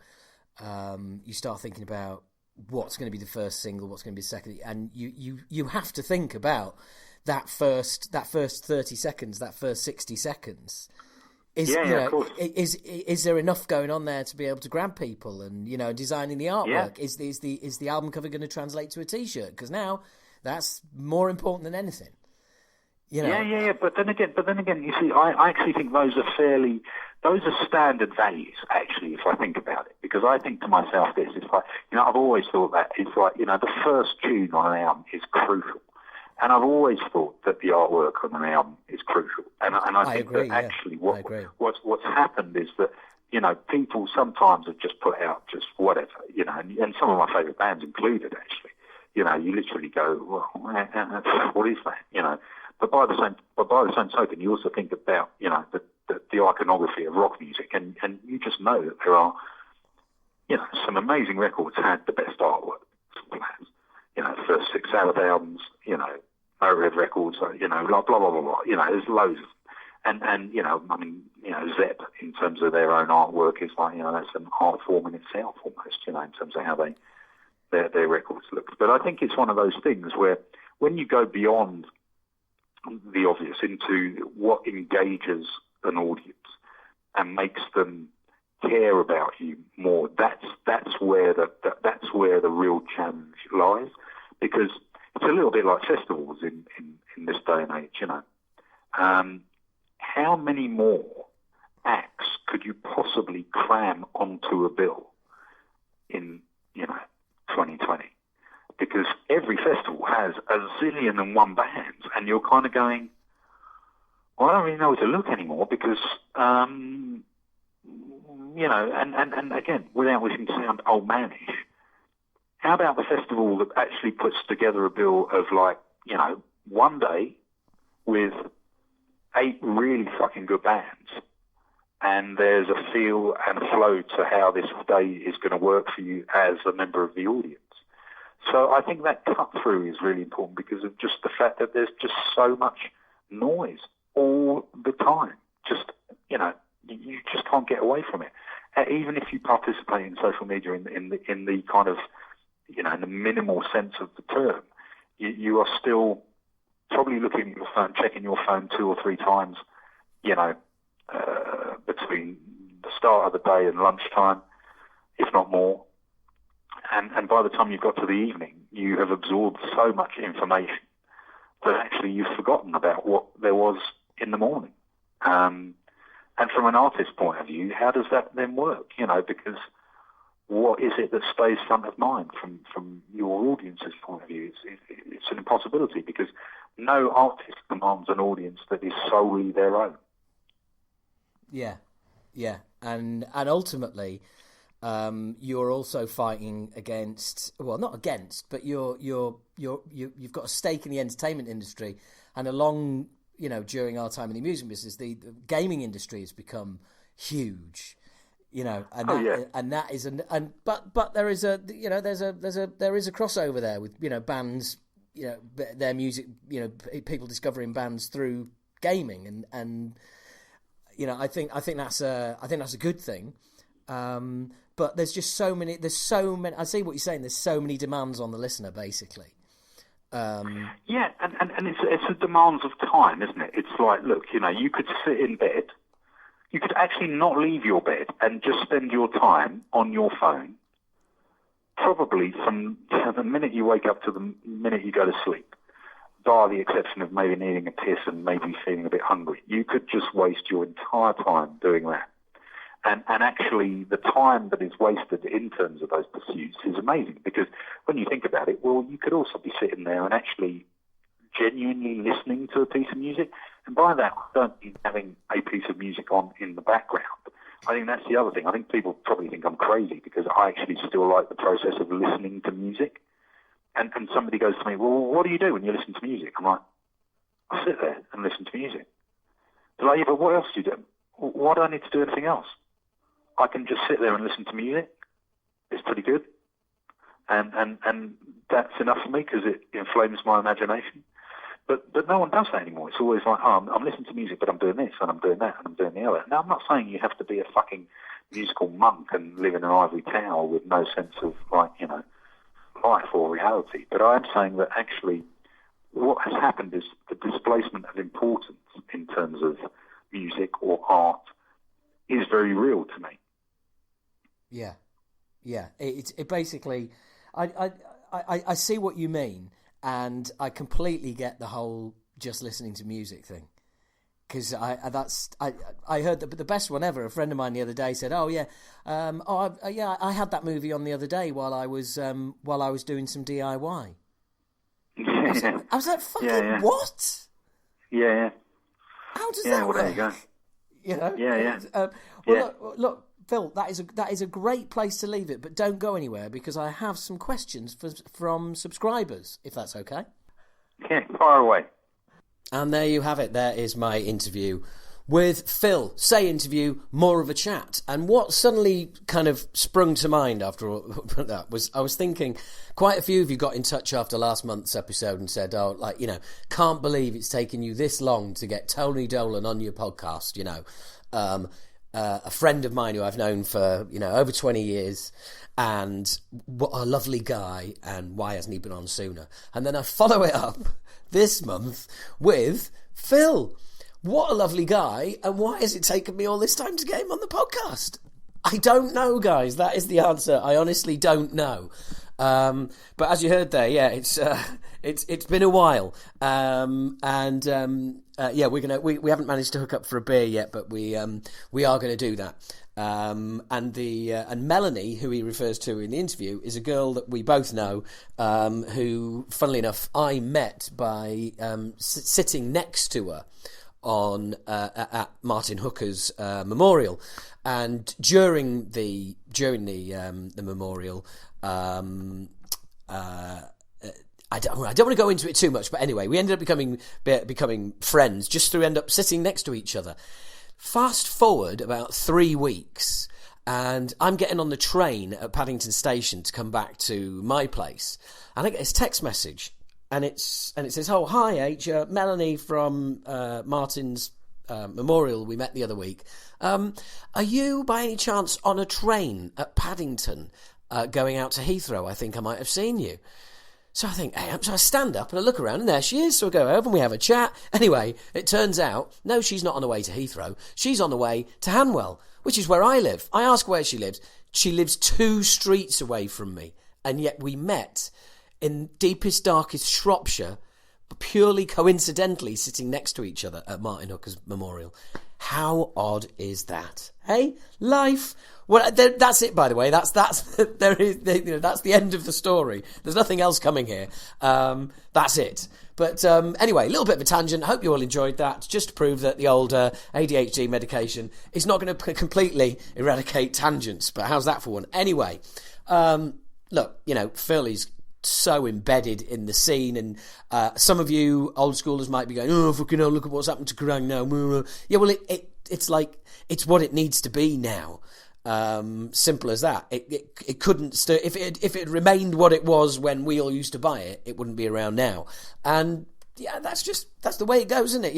It's like the age limit on memes I was talking about earlier. Yeah, there's an age limit to these things. Now, Metal Hammer and Prog Magazine, that's for us now. Yeah, Kerrang is now for a completely different demographic. So let them get on with it. Doesn't mean it's shit. It just means it's not for us. Fair enough. And of course, unless you're a younger listener, in which case, hope you're loving Kerrang. In case you're a younger listener, what the fuck are you doing here? So anyway, yeah, great to catch up with Phil, etc., etc. What else has been going on in the world of metal? Dee Snider is currently campaigning to get rock back at the Super Bowl. Not that we care over here, but it's an admirable a campaign. If you want to join it, you can sign up on Twitter. Dee has also been breaking news, apparently, of AC/DC's next album, saying there's going to be some Malcolm Young surprises on there. So, well, thanks for that, Dee. More breaking news. Extreme's long-awaited new album is pretty much done. Long-awaited by both Extreme fans. I hope they are very happy about it. Yeah, no, I'm just not a fan. You get it. Just not a fan. Anywho, now is time for a little bit of an added extra. Okay, there is a Facebook group. We're on Twitter, on Instagram as well. UK Thrashers. Now, UK Thrashers has been put together by a guy called Neil Brannagan Fuller, who is somebody I know through having set this up, but also he kindly crewed for us in Scarborough just before Christmas. He is putting together, UK Thrashers are putting together a Moshing the Roof On. I'll let him explain. It's a charity album, all proceeds going to homeless charities. And I messaged Neil and said, do you want to, it might be an idea to have a chat on the podcast about this. And he goes, oh yeah, no, that'd be awesome.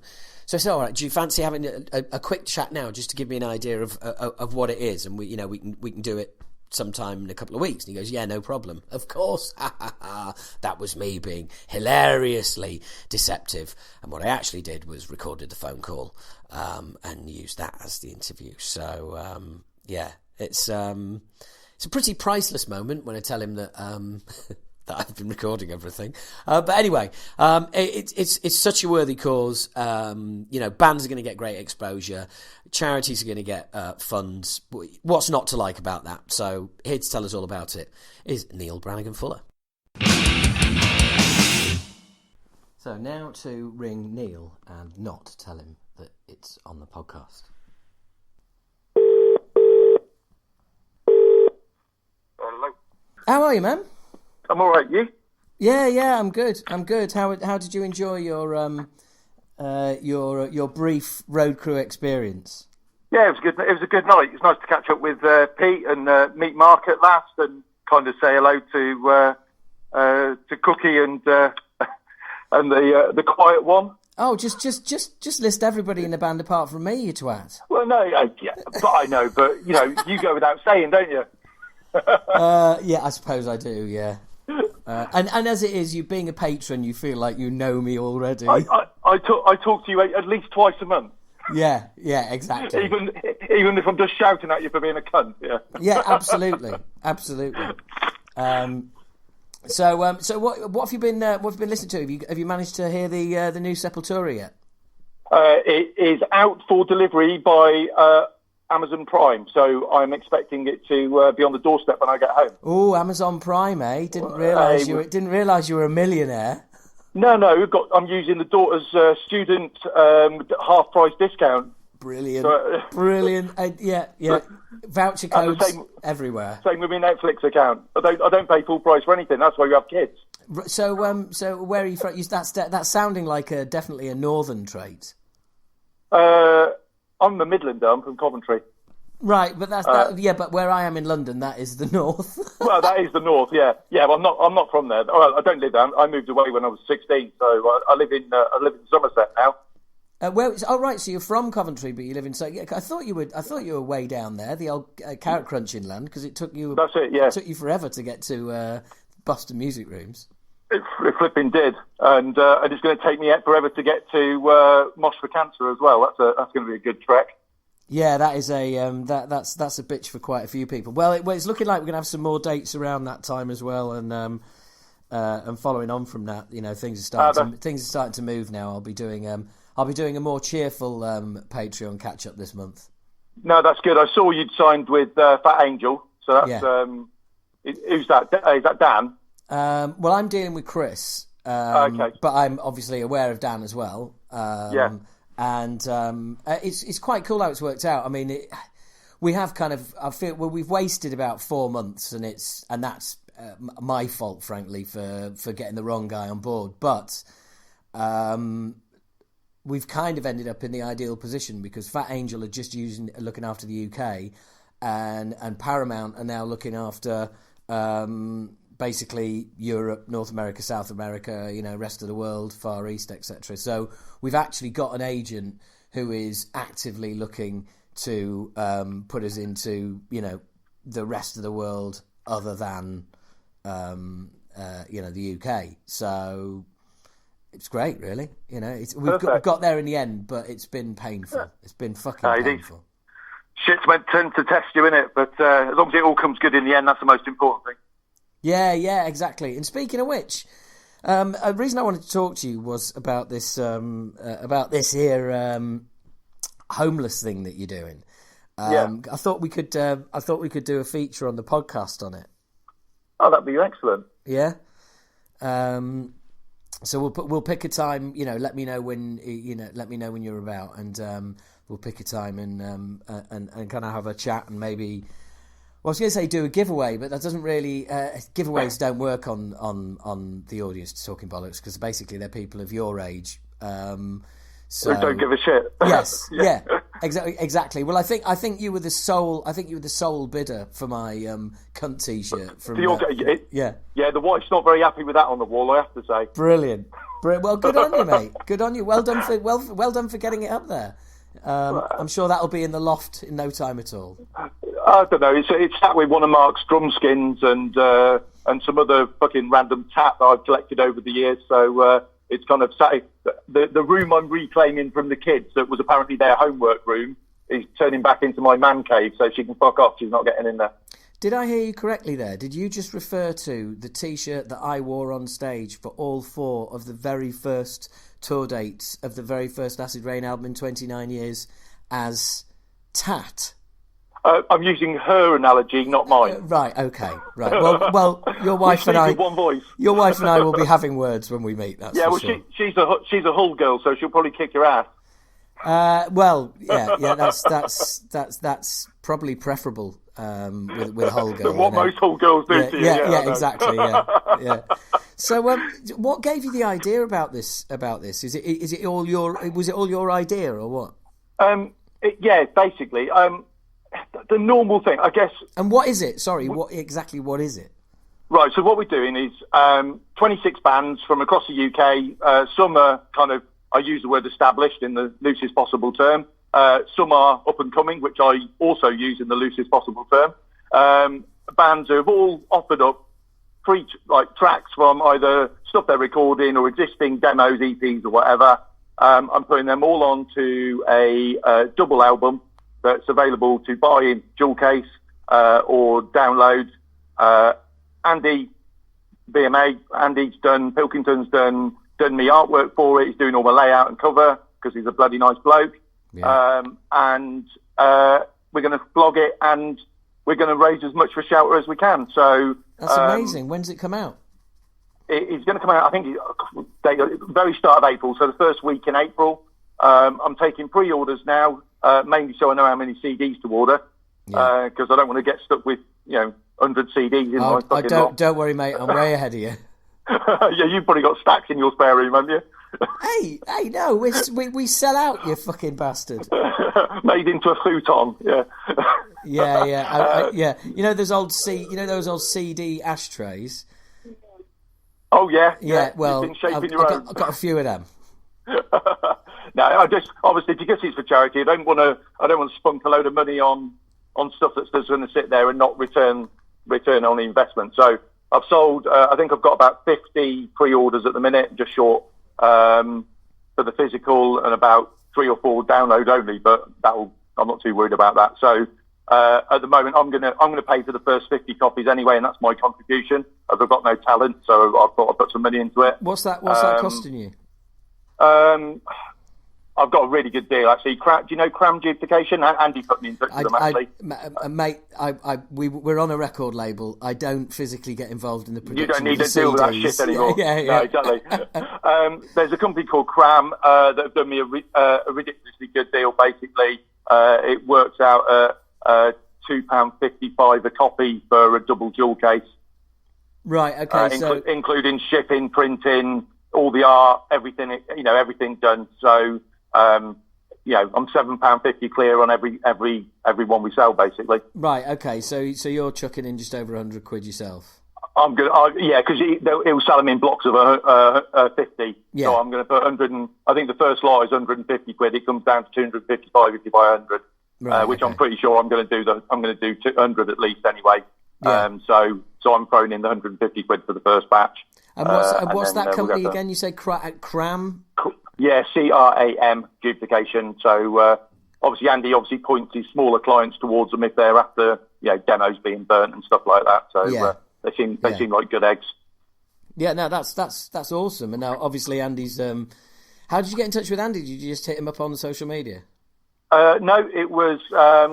So I posted. Robbie and Carl posted something on the Thrash Metal Club's site page, Facebook thing, and Andy went. Suddenly, about 10 minutes later, I got a friend request from Andy, and he said, "I'll do your graphics and stuff for you. What do you want?" And there you go. That is a typical Andy Pilkington story. Yeah, he's been brilliant, and and a font of all knowledge as well. He's been giving me advice on bits and bobs, and because he did a big kind of triple compilation album at some point, didn't he? He was telling me. Headbangers Balls. Headbangers Balls, that's right. I had NTV in my mind, I was halfway there. And he was saying that, he's kind of giving me a couple of tips and lessons learned. And, Pete,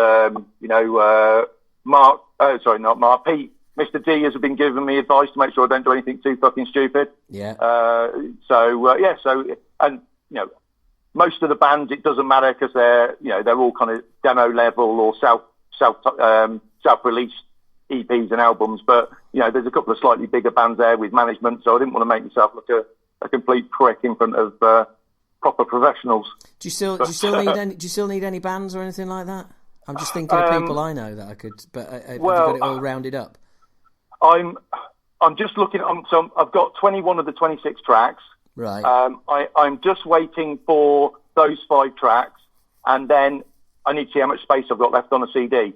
Because obviously I'm limited to megabytes and minutes to make sure. What I didn't want to do is overpromise and then end up turning around to people and saying, "Look, I'm sorry, thanks for your support. I know you'd love to help, but you're only on the download, not on the album or some shit like that.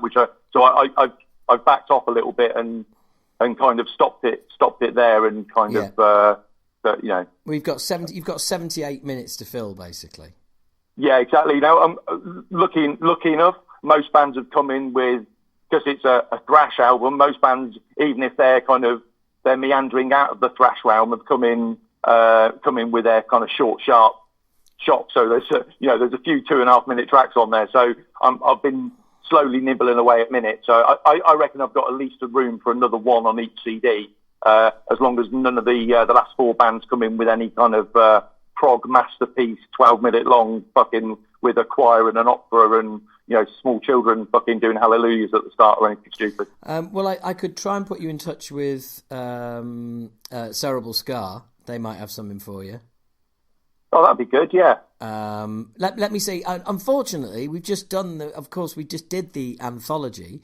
Otherwise, I would have, you know, found something to, you know, lend our name to and put it on there. But yeah, well, obviously we don't own any of the new stuff, so no, exactly, you know, and I knew that because I know that, you know, as part of your, and because obviously listening to the Bollocast, I know that you kind of you've kind of given away all the stuff you owned again to Dissonance for, you know, with the new label and everything. So and to be honest, I didn't expect any big bands on there. You know, I went out with it was going to be a bit of an underground thing, and, you know, the guys who were doing, a lot of the bands are doing Metal to the Masses this year and all that sort, you know, all that sort of stuff. So I was never expecting, it was a bit of a showcase for those young bands who are, you know, doing gigs in the local area and nothing else. But then I had a few people get in touch. So, you know, Rich from Solitary gave us a shout and kind of offered something, and, you know, and then kind of, so there's a couple of slightly bigger names on there. The Illyrian Boys, that I know you played their CD a couple of weeks ago. Yeah, so, yeah. I saw them get on board, actually. I saw the posters about that. Yeah, so so they're good lads. And then Mark's given me some, I've got to say in a Geordie accent, otherwise it doesn't make sense. And that's Syntheta. And then Syntheta. Syntheta. So so it's turned out really well. Look, I couldn't, you know, it was I was expecting to put out a single, you know, maybe 10 songs on a CD in a card slip, you know, with something created with my crayons on the front cover, and it's turned into hopefully something quite impressive and something that will, you know, get, I don't know, a grand for charity. Who knows? Well, you've had an experience there of exactly what happens when you know, rather than talk about something, when you do something. Because, like you said, you know, you ultimately you had the idea. Oh, and maybe thinking, you know, CD in a cardboard sleeve. But once you actually make things happen, once you actually say you're going to do something, other people get on board, and all of a sudden it's a collaboration, and people are throwing in expertise that you had never initially budgeted for, and all of a sudden it's like, well, you know, with all these people on board, you can actually do something even grander than you thought. And then who knows, you know, you might be doing, like, you know, album number 3 this time in 5 years.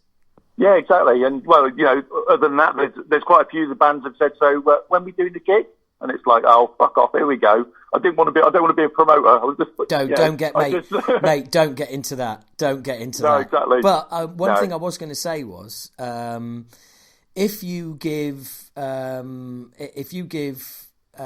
some CDs, get us some CDs, whatever, we'll put them on our merch stall, and we'll sell them, and I'll make sure you get 100% of the revenue from that. That'd be brilliant. Thanks, mate. Obviously, we'll take off our 50%, but naturally, yeah, without and handling fee. Yeah, absolutely, yeah. In fact, I'll tell you what, we won't take any money. We'll just beat up a couple of homeless people. Hey, well, that's what we all used to do when leaving gigs anyway, wasn't it? This is purely my guilt. Mate, the homeless people were usually ones selling the bootleg merch.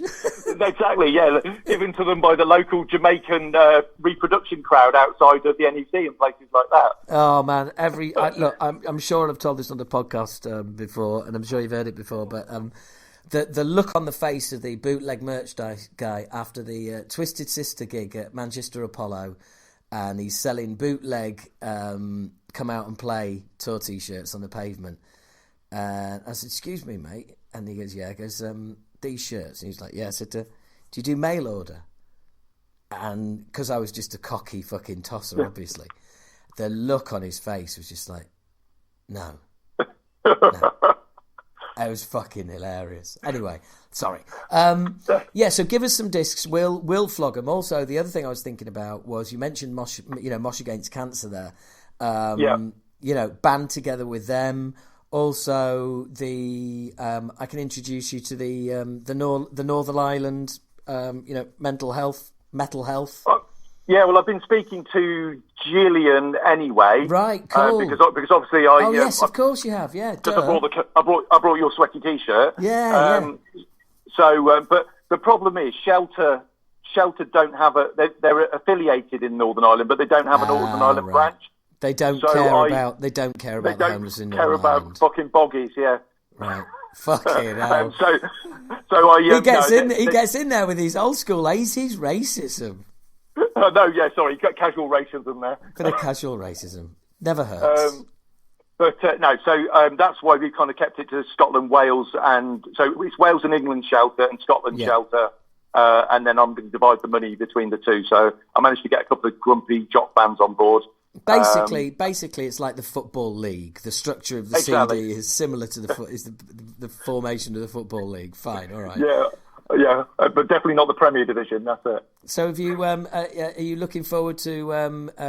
Obviously, if you're going to be posting CDs out, it's like you've got the CDs, but you're also going to have to buy in the postage sleeves to send them out. And then you've got postage on top of that. I've got 100 bubble wrap envelopes in the boot of my car, right? Plus 100 document enclosed envelopes. I've just ordered a ton of stickers and pin badges and shit there as well. I was just going to say, the other thing you need to do is make sure. Have you got a printer at home? Yeah, I have, but I'll use the work one. I don't want to waste my own fucking ink. Well, I was going to say, make sure you print the stickers for addresses. Yeah, no, that is the killer. God. That is the killer. Well, if you don't, that's the best thing about using Bandcamp, because at least it produces all your mailing labels and everything, which is even though there's some dyslexic fuckers that have put all their details in so far, I don't care. They typed it in. That's how it will go. I agree. PayPal. Do you remember that episode of the podcast where I was just losing it about PayPal?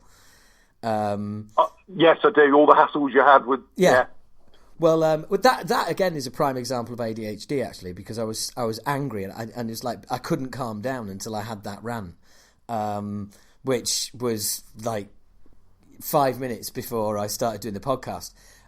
Perfect timing. Yeah, exactly. But basically Bandcamp still offer that, whereas PayPal don't. It's such a pain in the ass. Yeah. Bandcamp have been really good as well. Bandcamp have reduced their sellers' fees for me down to 5%. Really? That's awesome. So they've been fucking brilliant. Which I sent the email thinking, I've got to, you've got to ask, haven't you? Yeah. And expecting to hear nothing. And then within about 3 days, they came back with that's brilliant. We've just given you a super duper mega boost to whatever status, because it builds up on how much you sell through their store, doesn't it? Yeah. How it all works. So they've basically made it like I've sold £1 million worth of stock through them, and then which reduces their fees on it all down to 5%. So that's obviously maximising the amount I'll get through to the charity, which is brilliant. The most important thing. And what about the actual charity itself? Have you set it up officially? Is there a charity number? Are you registered, etc.?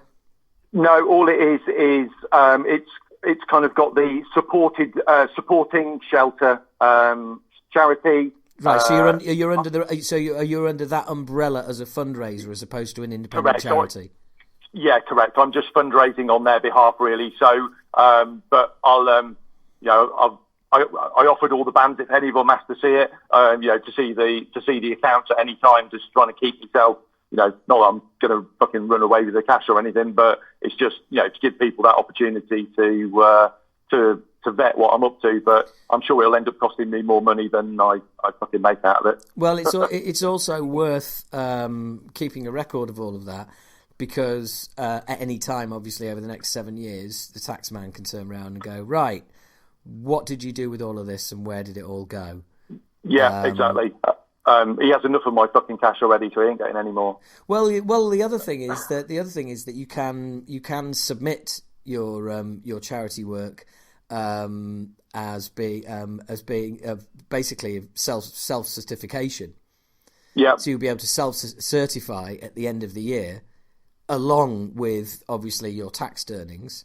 So if they're so you won't be punished. You'd essentially get a break in tax for the money that you've lost on the charity. Yeah, the only thing is it means putting my head above the parapet and coming off PAYE again, which I no, it doesn't. Does it not? No. You can have a PAYE job, and you can have like 10 other businesses that you run as a sole trader. Oh, okay. So, but anyway, this is fascinating stuff, isn't it? Yeah, Sorry, really mate. Better than on the podcast, I suppose, isn't it? Let's not go down that. Yes. Well, look, that'll fucking put everyone to sleep. Look, I'm excited for you because I'm loving the new Sepultura album. I don't want to raise your hopes too much, to be honest. Robbie and Carl, I think, have already thrown it. Best for fucking years. I've seen you post a couple of things, and in fact, you posted on the last podcast that you thought it was, a massive improvement on, step back towards what they used to do. So I'm looking forward to it. Well, to me, it sounds like it sounds like a 2020 follow up to Chaos AD. Fucking hell, thank God for that. But there is a lot of music on it, and I mean, like in-depth music. It opens up with an absolute thrash masterclass, but there is all sorts on it. I mean, Andreas Kisser's guitar work on it is just at times there's no other word for it than beautiful. I mean, it's just, and this drummer is the best guy they've had since Igor, without a doubt. And I think that just seems to have pushed them on. And Derek seems to have absolutely hit his straps and found his place. And I just can't stop playing it. That's brilliant. And that, as you say, for me, that was the last great Sepultura album anyway. Arise was, it started going a bit funny after that, didn't it? Even before Igor and Max left with Roots was a little bit odd. Well, I've got to be honest. I love Beneath the Remains. For some reason, I'm one of these weird people that still doesn't have that much love for Arise. But I love Chaos AD, so I love Beneath the Remains, I love Chaos AD, and I love Roots. What? How did you miss Arise then? Were you just busy doing other shit, so you never got with it? Because I saw him on the Arise tour with Sacred Reich and Heathen, and that was kind of my sweet spot for Sepultura. Birmingham Hummingbird, fucking messy night. And the Rise has got a kind of little special place. No, I missed him on all those tours, and funnily enough, I saw him twice. I saw him on the club tour for Roots before they did the big venues. They did the small venues, and that's one of the best gigs I've ever been to. That was fucking insane. And that was downstairs. That was the LA2 downstairs, the Astoria. And then I saw their last ever show with Max and Igor at Brixton Academy. Ah, right. I was there under a pale grey sky. I arrived. Was that did people know that was going to be the last one? Or no. It all fell apart after that. Yeah. They split up in the dressing room in the Brixton Academy after the show. Fucking hell. Mental. Right, mate. Well, look. Let's organise a time to get you on the podcast. What's your timeline? Are you working day or working evening, or what works better? Well, oh dear me, honestly, I'm such a funny guy. You've just been on the podcast, mate. I recorded all of that. Oh, brilliant. You're a cunt, aren't you? No, I'm the singer in your favourite band and bestest frontman ever. I know. Oh, mate. Oh, I couldn't resist. Well,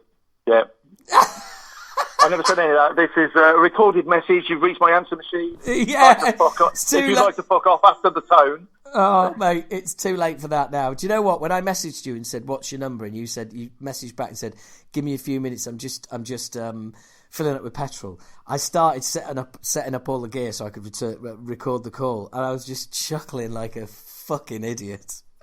I should know better with you, shouldn't I? You fucking tosspot. Oh, you can squeeze as many insults in as you like, but, ultimately, you've been done, mate. You're just give it up. You've been caught. Oh, dear. So, look, I'm going to stop. I'm going to stop recording there, but thank you very much, mate. You're welcome, buddy. Thank you. Oh, actually, is there anything else you want to say, as regards the album? I mean, I think we've covered everything.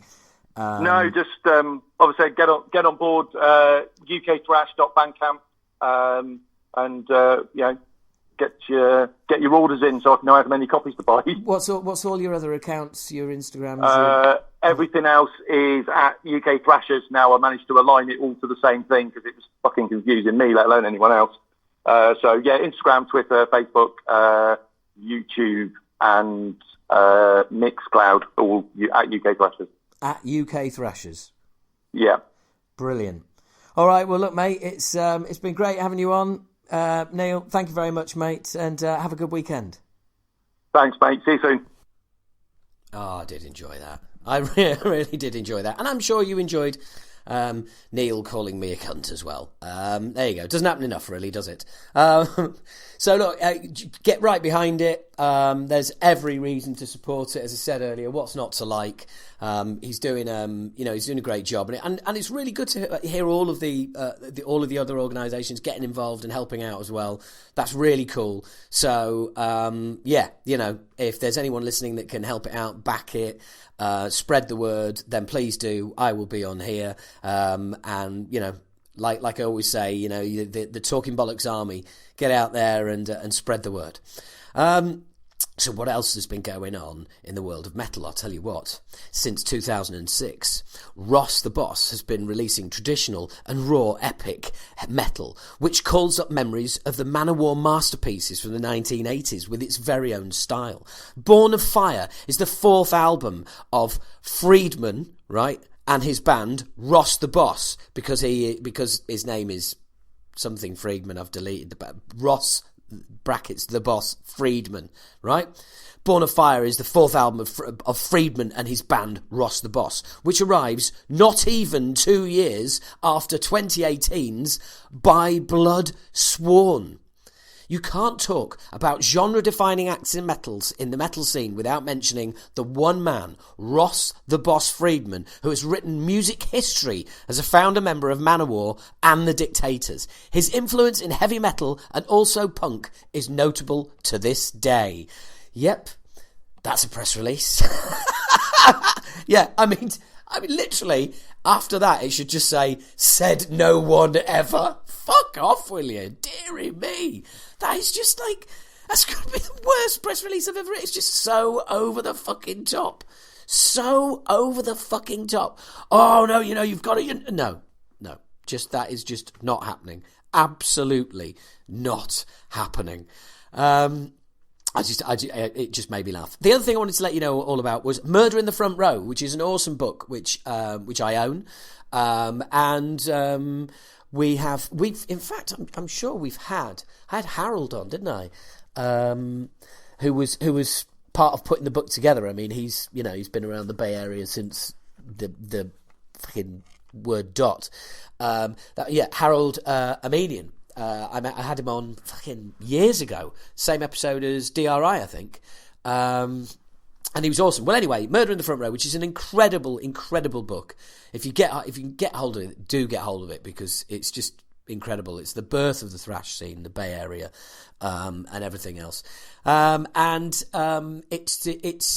been announced that a physical and digital release of April 24th on DVD, deluxe DVD, 4K, HD, right? New bonus material. So basically, fucking awesome movie. It's essential. I can only find it in one place at the moment. Well, actually, that was the last time I checked. So why don't I thought I'd found it on Amazon. Very nearly bought it and realised it was actually a fucking poster. Right, this is brilliant, isn't it? This is me looking...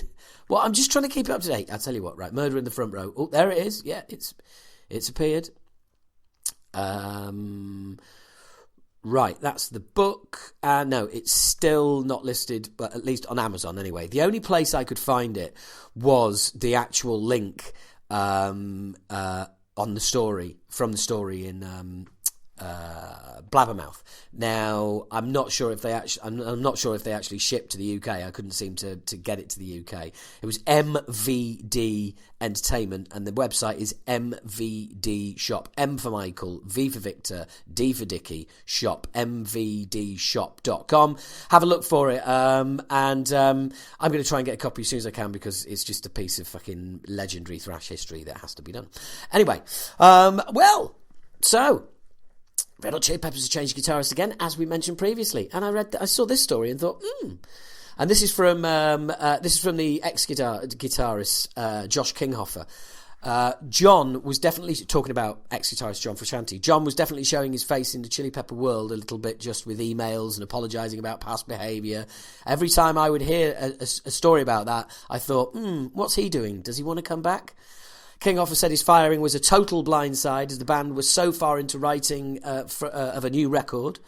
Here was an album that was more than half written, but I guess I let my guard down because I thought we had done so much work.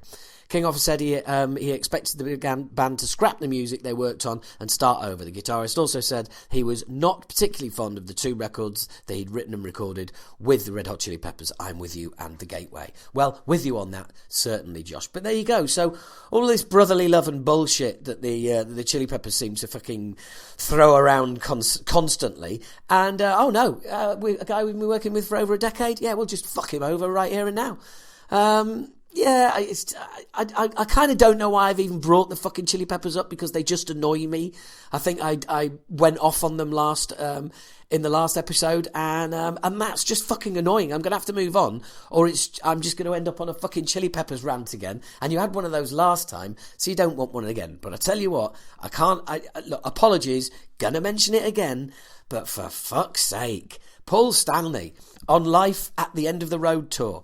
The band isn't necessarily disappearing into thin air. Really? Isn't it? Can it though, please? Can it? And Dave Mustaine. This is a brilliant... I don't know how this got on Blabbermouth, right? The headline is, Dave Mustaine doesn't want to perpetuate false information by giving Lars Ulrich songwriting credits on Metallica's early demos. Now, this story, right, is from February the 16th this year. And it says, Dave Mustaine says, that quote, this says, No Live Till Leather was released as a limited edition cassette for Record Day, I think some of us remember this, in April 2015, right? And as I go on to read the story, the most recent quote from Mustaine in the whole story is 2018. So I'm completely, and then it lists the No Live Till Leather, and it's like, well, hang on, that came out in 2015. And the earliest quote, there's a quote from Mustaine in 2018. Then there's quotes from Ulrich in 2016. Then there's quotes from Mustaine in 2017. Then Ulrich in 2016. And then a listing of the cassette and pictures of it when it came out in 2015. It's like absolutely not news. It's just, I don't know. What the fuck? I don't know why I've even shared that with you. This seems to be the podcast of why have I done this? Why have I done that? Fucking second guess myself at every single fucking turn. But why? Why run that fucking story? You know, oh, fuck me. Headline, Dave Mustaine and Lars Ulrich not getting on. Really? What a fucking shocker. Right, let's move on. It's time for my good friend. Yes, that's right. It's time for Nathan from Shrapnel. They have a new album out coming up called Palace for the Insane, and I think it's only right that you should all start pre-ordering it now. But obviously, listen to the interview first. This is Nathan and I having a chat just the other day.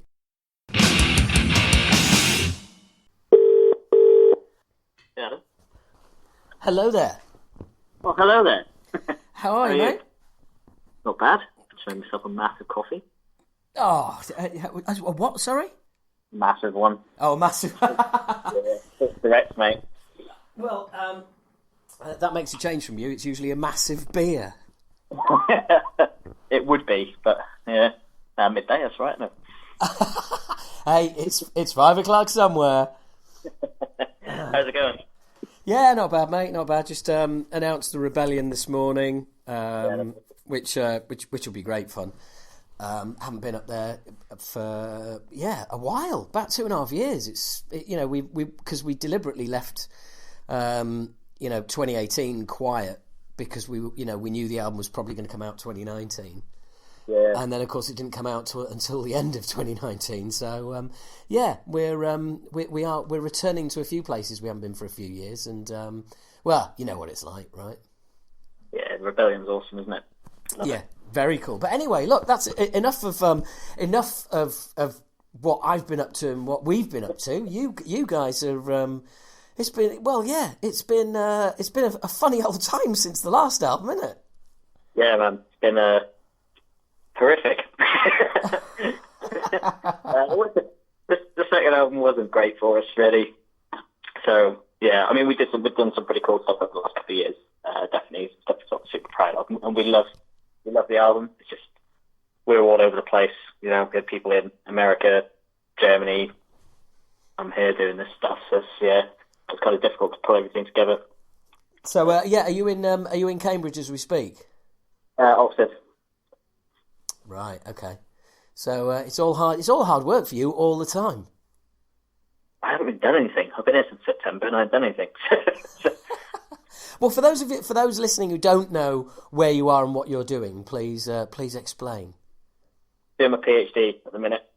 At Cambridge University. Oxford. Apologies. Yeah. And I don't know why I had it in my head that you were in Cambridge. And what what are you taking? Doing a subject called international relations. So I study Russian foreign policy, basically. International relations. Fucking hell. Right. Okay. I mean, this is a definitely different kind of start to an interview that I've done normally. Yes, I'm just doing my PhD into international relations. Obviously, already having got your degree in thrash metal. Yes, mate. Awesome. So, it was no.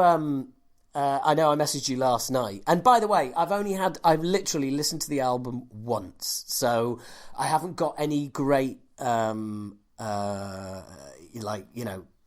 pearls of wisdom. But all I can say is that it sounds like Shrapnel. I really enjoyed it. Possibly a little bit more melody in there.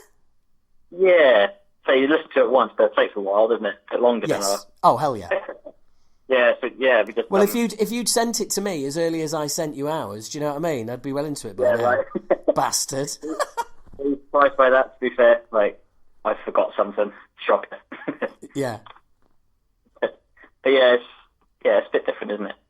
Yeah, but, are you enthused? Have you gone off? Has the change in lineup meant that you've been able to kind of go off in different directions or anything like that? Yeah, definitely. I think that's maybe something to do with the length of it. So when you're writing as a 4-piece, obviously you've got Aaron in. He's enthusiastic as fuck anyway, so it sort of gave us all a massive lift anyway. But I think when you've got a 4-piece and you haven't got a sort of free roaming singer on their own, I think you can do maybe more instrumental stuff. You don't have to worry about someone standing there looking like an arsehole. You can get, you can have a decent sort of 2-minute midsection if you fancy it. So we did a little bit of that kind of stuff. But yeah, I think in general, sort of after the last couple of years, just having a bit of new blood in the band, so it really gave us a massive lift. That's really interesting because that's never. Certainly in Acid Rain, I don't think there's ever been a consideration for that's a big kind of instrumental section there. We better chop it down a bit. It's like I've always remained very much kind of like, well, whatever works. I'll go and have a break. Yeah, maybe it's just some sort of personal jamming, but with you kind of look at doing a more sort of proggy midsection or something like that, and you could just see sort of Jay's, our old singer, his sort of eyes roll a little bit like, shit, what am I going to do? Fair enough. For a minimum before, but yeah, it's been quite nice. But I mean, there's not too much of stuff. It's still some of the shorter songs we've done on there. Sort of plenty of 3-minute, 4-minute thrashers on there too. So yeah. Yeah, and it's been kind of, like I said, an eventful couple of years, because you've really, I mean, we toured with you, 2017? Actually twice in 2017, in April and December. Yeah, we did this. I was trying to piece this together in my head yesterday, actually, because the last, so since 2016, it's been a bit of a blur, really. Trying to remember everything, but yeah, there's a tour we did with you guys a couple times, and then we did the Bloodstock show, I think 2017 as well, didn't we? Or something. I think it was 2017. But yeah, I mean, they were the sort of highlights, and then it's been kind of sort of few and far between, really, since then, until we started doing this new album. And when did you start working on it, or has it kind of just been in progress all along? For a few years, actually. So when we were doing the second album, so obviously we've got Chris Williams back, our original drummer. Me and him had sort of hooked up, sort of reconnected, and we're just sort of jamming some stuff on the side. We were going to do an album on our own. Just having a bit of a laugh. We got like a full album's worth of stuff together. But then when Johnny had to leave, Chris obviously stepped straight back in, and me and him had already been writing stuff for about a year. So maybe even 3 years. And then some of those original ideas are still there, really. But we got stuck straight in. Even when we were doing the last EP at the end of 2018, early last year, we were still sort of writing this stuff. So yeah, it's been quite a long time coming, which I guess is probably why the album's so damn long as well. Just so much stuff to stick on there. We didn't really want to scrap anything. So yeah, it's nearly an hour, isn't it? Yeah, like 55, 56, I think. So.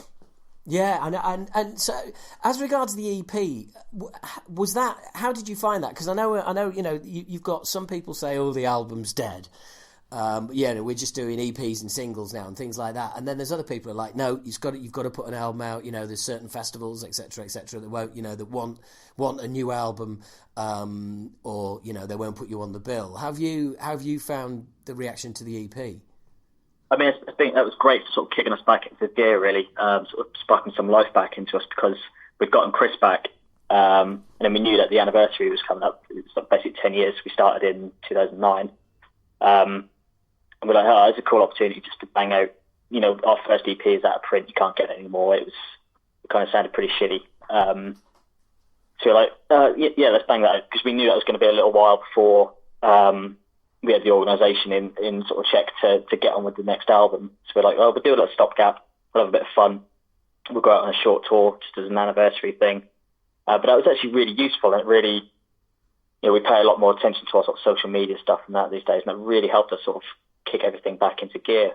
The Warhead's always sort of gone down. I mean, we could have honestly gotten away with just doing a single, to be honest. But yeah, Warhead especially was like really, really helpful in getting us back out there. Really, we got the Wolf tour from it. Yeah, just sort of getting back on the horse, really. Yeah. And that, I mean, I think we spoke. We actually spoke last time. Last time we spoke was when you were on the Wolf tour. Yeah. I mean, how beneficial was that, or was it more kind of galvanising the lineup? Because Aaron was kind of filling in on that one, wasn't he? Yeah, so we just lost Kai, our bass player. So he'd stepped in. No, sorry, that's not right, is it? Chris was in Austria still, wasn't he? Yeah, so he was filling in for Chris. Yeah, it was just like, so we'd known Aaron from way back. And so he'd sort of shown an interest in potentially joining at some point. So if Chris had to leave or something like that. But yeah, that was just a decent way of, like, we'd had a few crappy years, and it was just going out, having some fun, getting back to doing what we enjoyed doing, and getting our heads in the game for the next album, really. Then unfortunately, sort of Jay left after that, but for the rest of us, it kind of really sparked things. Just gave everything a spark again. Like, Wolf was super fun. Primatai, we always have fun with. So it's just getting back into band mentality, really, and putting us in a good place to crack on. Right, and the thing is, there's nothing like kind of doing some dates and touring to bring a lineup together, or in fact tear it apart. Yeah, that's true. Yeah, it's a double-edged sword, isn't it, touring? Yeah, it is. I mean, yeah, we've done some little runs before where you can't wait to get home, because you can tell things are, you know, there's a sort of fly in the ointment kind of thing. Yeah. But that was, I mean, like, Jay left on like really good terms and stuff like that. So I mean, in all, it was a super positive experience because it really just solidified for us that we enjoy doing this thing. And yeah, it was time to crack on and sort of give it another blast, really. Yeah. Well, that's good, because I think that, was there a time where you felt that, you know, there might not be another Shrapnel album? No, not really. It was whether it would be, you know, whether we'd go to turn into like a local band or something like that. You know what I mean? Whether that be, I mean, me and Chris were sort of meeting up and writing music. We knew we'd do something.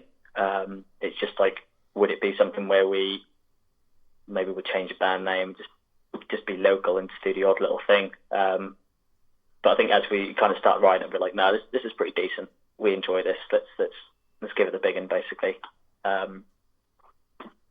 Yeah, I mean, when Jay left, we had a sort of moment where we're like, crap, you know, how do we possibly do this? And that's where Aaron's been fundamental, because he's just stepped in, given us all a bit of a kick up the arse, and he's been awesome. And yeah, it's just sort of all guns blazing again, really.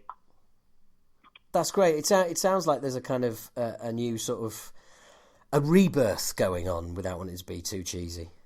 Yeah, it's the most fun since in the last 10 years, arguably. Just having, there's always been, like, we've always had a lot of fun. You know, we've been through a few members now, but it's always been fun. Like, I don't want to just look back and say, all the lineups have been shitty. But it just feels like when we started, we were all on the same page. We all wanted the same thing. And it feels like a bit of a return to that now. We all talk a lot. We all sort of hang out, with having a laugh, drinking beers and stuff like that. And yeah, there's much more camaraderie to things anymore to these days. Yeah, I think there's always been a case of there's always been a bit of a misfit maybe, or someone's kind of wanting to do something different to everybody else. But this time it's just nice. We're all on the same page. We're all enjoying it. So yeah, it's good. And to be fair, I mean, you're not having a pop at anyone in particular there, are you? Because ultimately, no, sorry, yeah, I don't want to sound like I mean, it's not for the vast majority. Everyone we've been in the band with, it's been fucking killer. It's just, you know, I mean, you must know over the years, it's hard to get a lineup of sort of, you know, 4 or 5 people on the same page all the time for an extended period of time. It's quite hard, isn't it, when you're all busy and stuff like that as well. Yeah. To be able to sort of rein that all in and not have someone sort of stray away and stuff like that. It's been sort of difficult to keep that going. And it's nice we seem to finally sort of landed at that kind of sort of group mentality again, which is really, really nice. Yeah, and the thing is, I know exactly what you mean, and it's kind of, well, it's just life in general, isn't it? You know, everybody's priorities shifts. I mean, when let's go back ancient history. When I first started with Acid Rain, and we did the first ever tour. We did our first ever tour, and we ended up -2 members by the end of it. And the thing is that, I mean, you know, it was basically Gaz and I were the founders. I mean, I was in the band before he was. I got him in, and Gaz and I were the founders. We used to, like, you know, nick off school together and fucking write songs instead of going to the class and just talk about how, you know, what it would be like to be in a band and go on tour and stuff like that, and how amazing it would be. And then we finally do it, one tour, and he decides to call it a day, and you just like, fucking hell, what happened?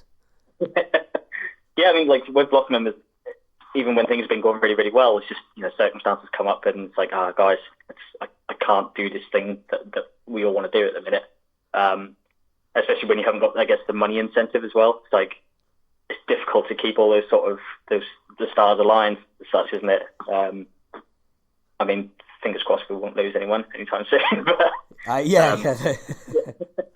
But like, mentality-wise and like just having fun, it's just clicking really well right now. I think you can see it in the live shows as well. Just sort of laughing and just having a good time again, really. So that's great. That's great. I mean, you know, you've got to be you've got to be enjoying it. I've always said there's no point in doing it if you don't enjoy it. Yeah, exactly. And yeah, I suppose that goes for anything, really. So how do you guys get together then? Because obviously you're based in Oxford. Is everybody else down in Norwich? Yeah, it's pretty great because Chris has been away for like 2 or 3 years teaching in Austria. So he's back now, sort of full time over here, which is awesome. And those guys are all back in Norwich. And then I just travel back as and when I can, which is I don't do a lot of work here, so it's quite often. So how awesome does Chris feel about not being in Austria and being in Norwich instead? Mixed emotions, I think. He was living in Linz. I think like an hour and a half away from Vienna, and the place was awesome. To be fair, I think he's an idiot, but he came back as he wanted to do another album. He wants to go tour and have a bit of fun. So yeah, we're chuffed he's back, basically. Well, yeah, because I was thinking that the last show we did with you in end of the last year in London. That was the first time we'd played, or it's like that's the first time I'd seen him since I think we played with you guys in 2017. Yeah, probably. Yeah, I mean that after a while, that kind of gets you sort of think about the different shows we've done, and you kind of try to remember the lineup you had or who was filling in at that time, and you get kind of tired of that, I think. And that's one of the things about having us all four sort of on the same page is that. That the next gig's coming up and whatever's happening like early next year or whatever, we're all going to be there kind of thing. So it's pretty awesome. Right? So how do you... I know you say you've done nothing since September, which I'm sure is bollocks, but how do you balance being stuck up in Oxford and a full-time student with quite a weighty course, and then there's all the band stuff going on and everything else? Do the two ever clash? Are you ever having to say, well, look, I've got to prioritise my education over the band, or has it or are you pretty much free reign? Pretty much free reign. I mean, I finished my masters last year, and that became a bit of an issue at times because there was it's so free here. You're so kind of free to just go off, and there's no scheduled. Hang on, weren't you doing some reading at the gig in September that we played? Yeah. I thought so. It's the least rock and roll thing I think I've ever seen. Go to your dressing room, and it's like people are having a couple of drinks, chatting, whatever, and then there's you like glasses on, head in textbook. Yeah, I get ripped a lot for that. I'm pretty sure I was still drunk there. Well, no, I don't think so. I think we hid the beer from you that night on purpose. Oh man, that's why I was reading. Yeah. Oh, it's our fault then, is it? Exactly. Killing my fun. So it's been easy, to be honest, because you can shift things around. Like if I need to, we're heading to Sweden this weekend for 4 or 5 days. So just shift things about a bit. Basically, I'll do some work late next week. Oh yeah, you've got a festival with Onslaught this weekend. Yeah, Onslaught at Carcass. It's going to be awesome. It's our first time in Europe as well. So. Oh wow. Yeah, never done it before. So we cannot wait. Oh, you're in for a right old good time. Sweden's fucking brilliant. It really is. The first time, and I've just thrown this in there. First time I ever went to Sweden was September the 12th, 2001. Oh, yeah, no way. That was quite a delayed flight. There was extra security that day. Fucking hell. But anyway, no, you're gonna have a brilliant time, and it's nice to see you getting out in Europe. Is this the beginning of kind of like a Shrapnel Mark whatever 10? Are you looking to get out? And because obviously it's the and the album's coming out on Candlelight again as well. So there's obviously is there much back in there? Yeah, they've been really, really, really good actually. So, I mean, one of the problems, it wasn't just us doing the last album. It's like it was the fact, they were moving offices and stuff like that, and our main guy there was just, we understand we're bottom of the pile and stuff like that. We're a small band, but yeah, it was just a nightmare on their end for organisation as well because they were moving to London. But this time it's been absolutely brilliant. They got, I think, a new guy who started there. It's like almost constant contact. All the social media stuff has been brilliant. All the the artwork and all the organisation for actually getting the physical release sorted has been brilliant. So yeah, it's been awesome this time around basically. So it's just so we're kind of hoping this House of Metal festival will be sort of the first of us really getting into Europe a bit, which we're all desperate to do this year. And was that previously? Was it Darren you were dealing with? Yeah. So Darren's still there. Oh right, cool. They all settled at their new offices and stuff. So it's been really good. They're super helpful and they seem to like the album. They love the artwork and stuff like that. So it's just been awesome. Speaking of which, who did that? And it's great to hear that. I'm pleased for you. So who put the artwork together? Whose idea was it? I'm probably going to mispronounce his name. So Costin Chiriano. So he's done like Arch Enemy. He did a bit for Ghost. He's done all the new Entombed AD stuff. I think he's just recently done a music video for Opeth. But he's got this really sort of awesome, sort of almost cartoony, comic booky sort of edge to his stuff. And he loved the concept of the album, so he's really excited to be doing it. And he put in a shift on it basically. I think it's probably our best front cover. So that's and the thing is, I think it really makes a difference, doesn't it?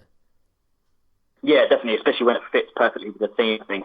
I mean, considering we've been really trying to rebuild over the last year, we knew we needed something.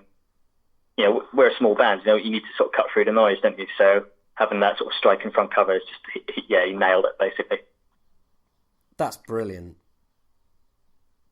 I mean, especially when you've got some enthusiasm there as well. Yeah, he was. He was surprisingly chuffed about the concept. It's kind of a lot of mental health kind of thing. I think he was talking about having some experience with that at the time when he started. So he was really buzzed about the concept of it. And he sort of threw the kitchen sink at it really. Yeah. Well, I whose concept was it as well? I can't remember who came up with the title. I think it was one of Chris's, guitarist Chris's titles for the song he was working on. But we just had this image of you could, it's kind of just, we've got the title track on there is an Aleister Crowley kind of song. But it's kind of this double meaning. You can read it as like a kind of story about this guy, or you can read it in another context of just mental health in general. Like, it's like to be inside your head as you're sort of suffering from some of these issues. We just developed that, and we just had this idea of just the inside of someone's head being like a palace, like a cathedral or something like that. And sort of just developed from there, and Costin absolutely loved that idea and just ran with it, basically. Right, okay. So it's basically his idea. I mean, was he deep involved in the lyrics as well? No, the lyrics were all sort of fully formed. And we just had these really basic ideas, this sort of cathedral idea, and just being inside someone's head. And he just took that small bit and he actually just took the title. And just came up with that. So pretty amazing, really. Yeah, I mean, it's always a funny one, lyrics, isn't it? Because sometimes, I mean, has he been responsible for most of them this time round? So, I'm sorry. Yeah, Chris Martin, yes, our guitarist, in the past has done, I'd say, sort of the vast majority of our lyrics. And this another great thing about having Aaron in is that he's constantly chucking out ideas for lyrics. So it's been more 50-50 this time. Sometimes I'll come up with a few concepts and stuff like that and chuck them to Chris. But yeah, for the most part, those two are just smashed them out. Aaron's an incredibly good lyric writer, so we're quite lucky. There's a pretty decent team between them. That's brilliant, because that can be a real pain in the arse if you're struggling lyric wise, because I mean, sort of, Chris goes through, as you do, sort of when you're writing a few dry periods and stuff, and Aaron's just there to sort of pick up the slack and just bangs out these sort of brilliant songs. Something that we've kind of struggled with in the past, because Chris would shoulder most of the stuff. I mean, Jay, when he wanted to, he could bang out an absolute killer lyric and stuff. I think mostly it was Chris taking most of the weight for that. But yeah, it's much more equal now. And it's kind of fun because they collaborate as well, which is awesome. That's cool. Yeah. And I mean, obviously Jay is. Are you kind of stay in touch at all? Have you bunged him a copy of the album or anything?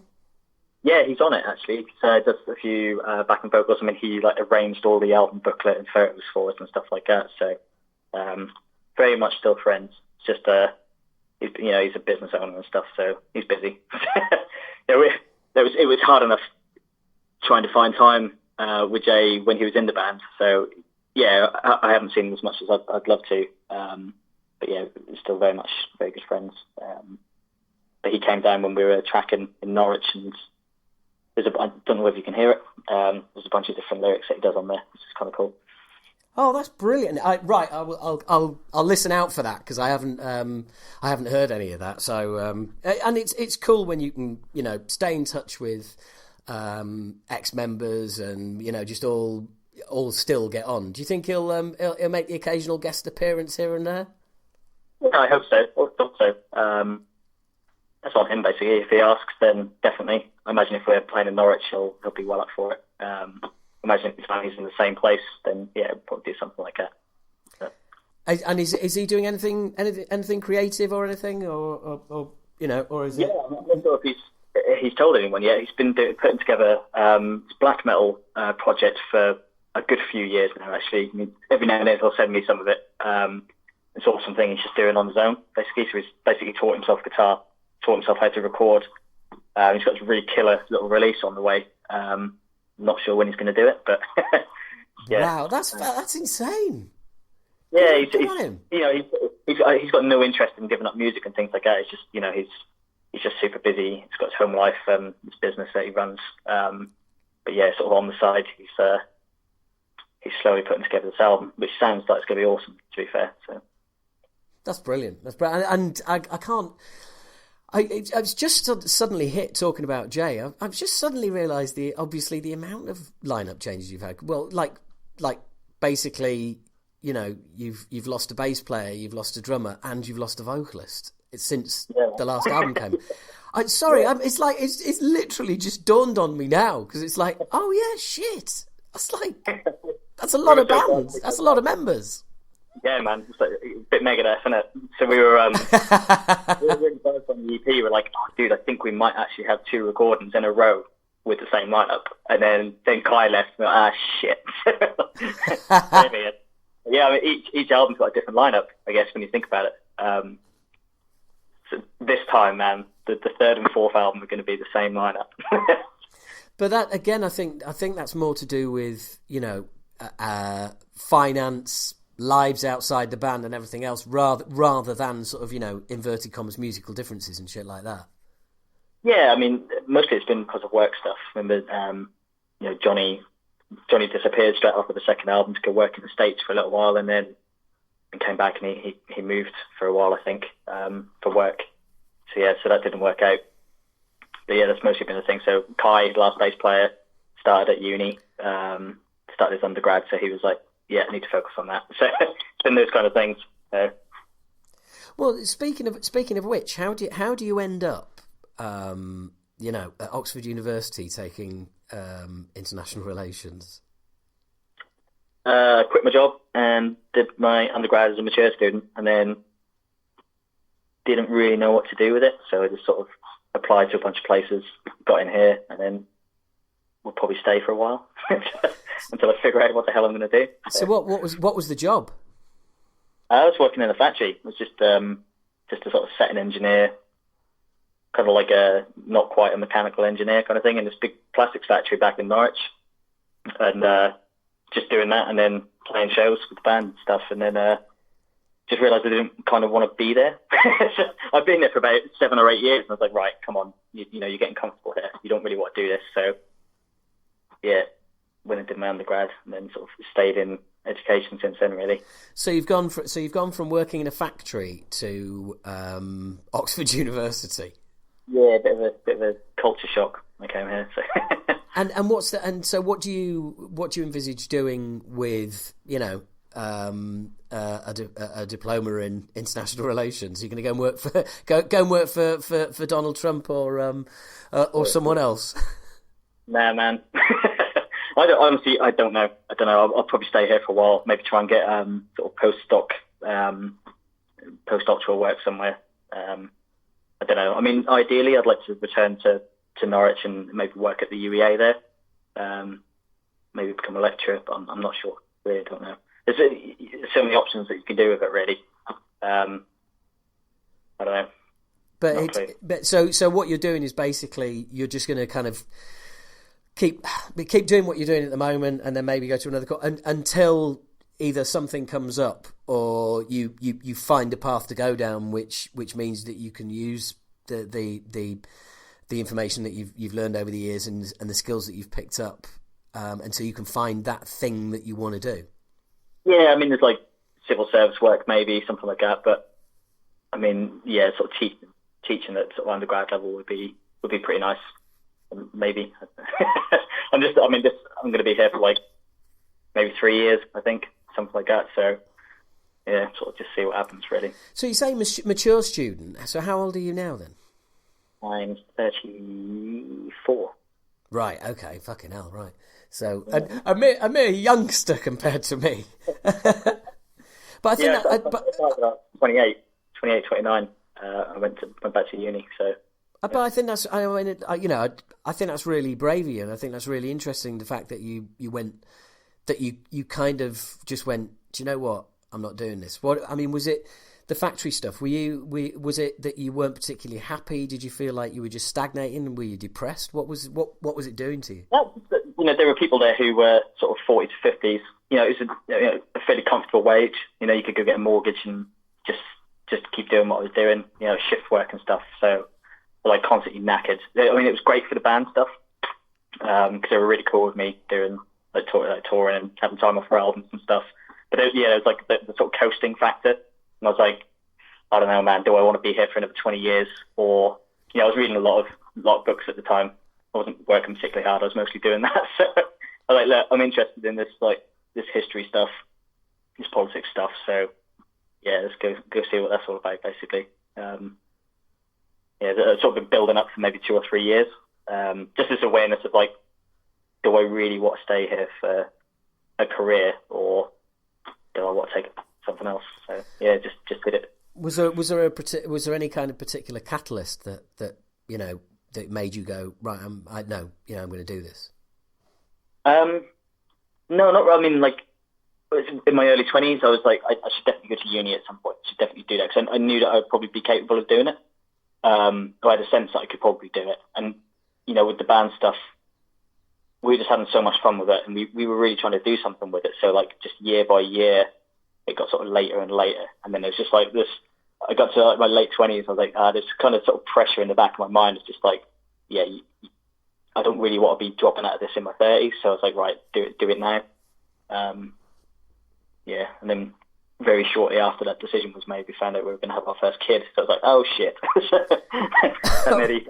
that nearly sank it straight away, like the day after, basically. And then we were like, no, let's do this. You want to do it. So, yeah. Wow. I mean, that's incredible support from your other half as well. Yeah, she's probably tired of listening to me whinge as well. So, yeah. I mean, shift work can be, I don't know if anyone listens to shift work, it can be difficult.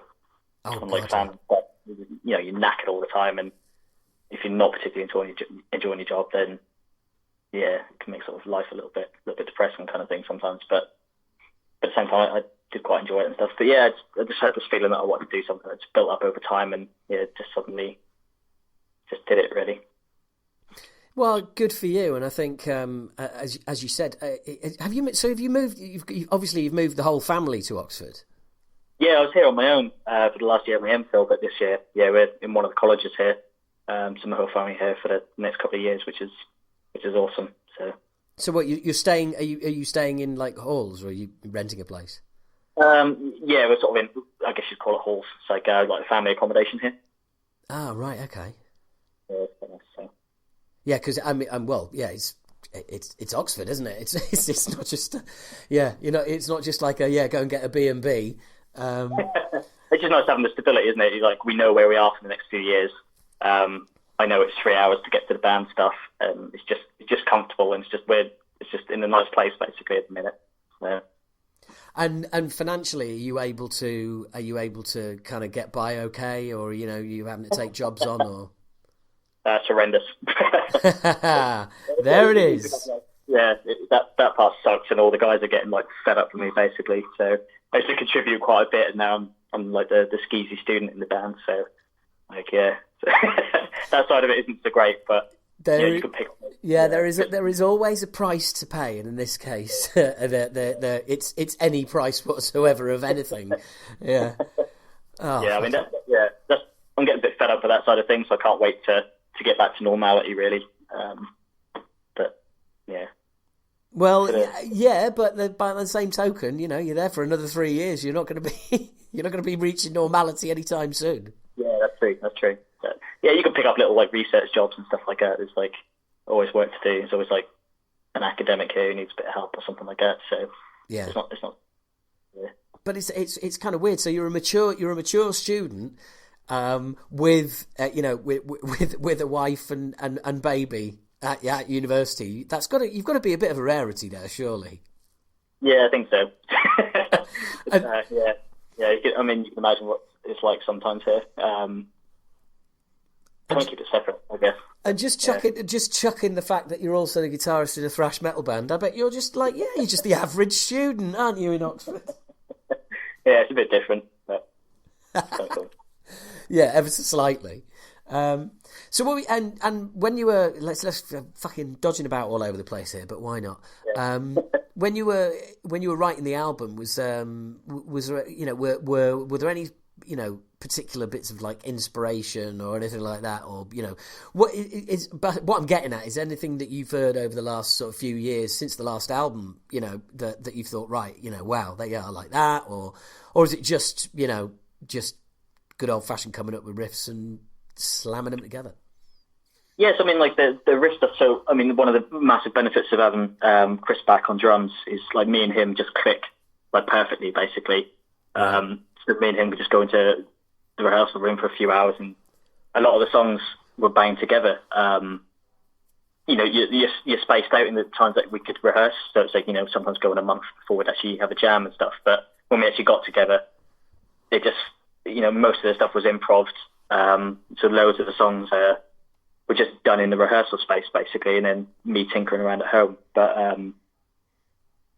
like in terms of lyrics, I always figured, the whole Donald Trump populism thing. I figured we were all sort of a bit of a political one at first, pretty pissed off about all that stuff. But it turned out to be the complete opposite of that. It's just Chris has just been really just kind of having fun with it and just writing stuff about sci-fi or whatever, really. So there's been no sort of grand theme. It's just been fun, basically. Yeah. Writing the music was super fun. The second album was sort of me in my bedroom doing it on my own. It's just boring. But this one's massive group effort, and then just having fun at rehearsals, and then going to the pub, and then lyrics just about kind of fun stuff, really. So I think you can just tell we're in sort of a better place in terms of just enjoying it, basically. But yeah, there's no sort of grand concept. There's no sort of we were just banging out tunes and having a laugh, basically. And that's what we've ended up with. That's well, and that's kind of like that's what we're all shooting for, really. Yeah, right. yeah, and funnily enough, I'm chatting later today to a certain Mr. Russ Russell, who of course did previous albums for you, but you went a different route this time. Yeah, so Aaron was previously in a band called Shrapnel, kind of a blackened sort of death metal band. Really, really awesome. They put out this new album, Horror Vacui, I think is how you pronounce it. I'm not sure, but it sounded incredible. And he kept stressing to us like, we can cut. We were going to go with Scott Atkins, who did the EP. We just have no money. We just when you start thinking about merch you have to buy and all that kind of shit, it's like we need to do this maybe ourselves, basically. And Aaron brought up Sam Turbott's name because it had such a good laugh doing the Shrapnel album with him. So we started listening to his stuff. We're like, let's go for it. And just jumped straight in with him, and he was absolutely brilliant, basically. We kind of split our time between going up to Darlington to do the drums, a place called Ritual Sound Studios. And then, he'd travel back to Norwich and do some guitars with us and stuff like that. And, he just sort of got it. He was a laugh, likes his beer as well. So, it's just a fun process, like, all the way through, basically. And was he more of a an engineer than producer? You know, were there any kind of like, you know, sort of song structure ideas or anything like that, or did you go in very much going, right, these are the songs, let's bang these down? Yeah, I mean, pretty much mostly engineering. I mean, it's one of the cool things about him. He wasn't afraid to sort of speak his mind on sort of structures and stuff like that. So there was definitely some input from him, but largely they were kind of informed.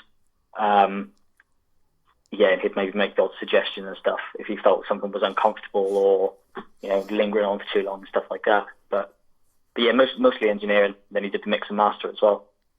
And were you all there for each part, or was it just literally kind of like, you know, you were going in like, you know, maybe 2 or 3 of you, and then, you know, another one goes in and hears what everyone else has done and stuff like that? A bit of both. So me and Chris went up to do the drums together. So we were down there up there even in Darlington for a week, just me and him, just getting that done. We did a few guitars, but then for the most part, we had a cabin thing back in Norwich. Like Chris's old man in his back garden's got this awesome little cabin thing. So he was awesome and let us basically stay in there for a couple of months. So we basically set up this sort of makeshift, really punk studio in there, and we were all there pretty much like every night we were recording. It's one of the things about the band as well, like we kind of enjoy hanging out. So, you know, Aaron and Chris were coming down when we were doing guitars, and sort of, we were all there for the bass guitars and stuff like that, just having a laugh and sort of chucking ideas about it and stuff. So, it's been pretty cool.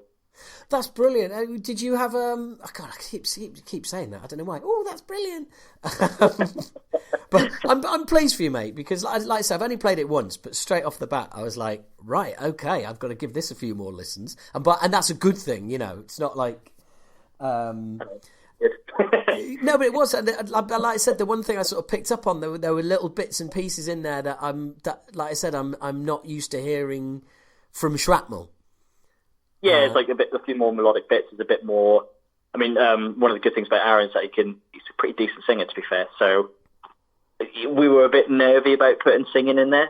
You know, you get so many bands who end up just having to fall back at sort of wimpy choruses kind of thing. We're like, we definitely don't want to go that route, but he's good, he's talented, he can do it. So as a resource, we were like, let's have a go at it. And he's done some really catchy choruses and stuff, and well, it absolutely fits. I mean, you know, it stood out to me. I can't remember which track it was. Where, like, you know, there's the first bit of kind of like, man, I was like, oh, that's different. I think I even sort of rewound it. I was like, right, let's have a listen to that again. And it's like, it totally fits. It's just, yes, not something I'm used to hearing with you guys. We want to keep up the aggression and stuff like that, but we just want to see what we could do. I mean, we're a little bit nervous about it, so we put the first single out last Friday. You know, it's got a bit of singing in the chorus and stuff, so we're a little bit nervous about people's reactions. But I think, sort of, for the most part, people are pretty chuffed. So, well, also the thing is it's like, it's not like you've gone fucking. It's not like Dylan Goes Electric, is it? I mean, you know, no, it's not. It's not like you've suddenly turned into, like, you know, a metalcore band, and you've got a massive 5-part harmony chorus. I mean, it's a tiny little bit of melody. That's all. Yeah, basically. It's not exactly. Yeah, it's not too much, is it? But I mean, we were having Chris back in the band playing drums. I mean, basically, he only listens to Judas Priest. Pretty much at the minute, and that really infected me. So that every jam we were having, we were just listening to Priest, like, permanently. So, and we thought, oh shit, man, this is awesome. We need to put a bit of this in. And I mean, that's not the kind of singing it is, right? But it's just like that. No, let's go on. Let's put some cheeky melody in there. So yeah, the thing is, I think sometimes you can get a bit anal about it, and like you say, you know, you're a little bit nervous about putting the single out, and it's like because to all of you, it's like it's a really, you know, it's a really big deal, it's a massive deal, and like I picked up on it, but there's, you know, a lot of people who like Shrapnel, it'll just like sail by. Do you know what I mean? It's like, it's no biggie. But yeah, that's the hope. That's the hope, definitely. But it's a pretty big deal, isn't it, when you sort of change the singers? It could be pretty bad thing. But Aaron just did such a good job, to be fair to him. So also, ultimately, it still sounds like Shrapnel. Yeah, that's the thing. There's definitely a few more elements.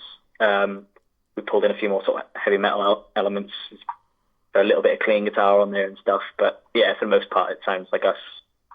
Yeah, but also, I mean, you are, as with all bands, you're maturing. You're aging, and as you get older, it's like it's not about just having your fucking head down for 5 minutes in every song. You start wanting to expand and try different things. This is Chris coming back from Austria. Started playing again a bit more regularly, and we realised that we're in our 30s, man. You play 5 songs like relentless thrash. It's like, shit, I need to sit down. there might be that element in it as well, like with lazy bastards as well. So I just bring the BPM down a bit. But I think it definitely happens though, doesn't it? Because it's like ultimately, there's no point keep going down the same road because you've done that. You've done that. You've proved that. So you want to try and kind of stretch your horizons and challenge yourself. I know this sounds all really cheesy, and people listening might be like, oh God, no, not all that, challenging yourself and all that again. But we all do it. We all do it in our everyday lives. I mean, funnily enough, we've spent a long time talking about how your life has changed outside the band. Yeah, definitely.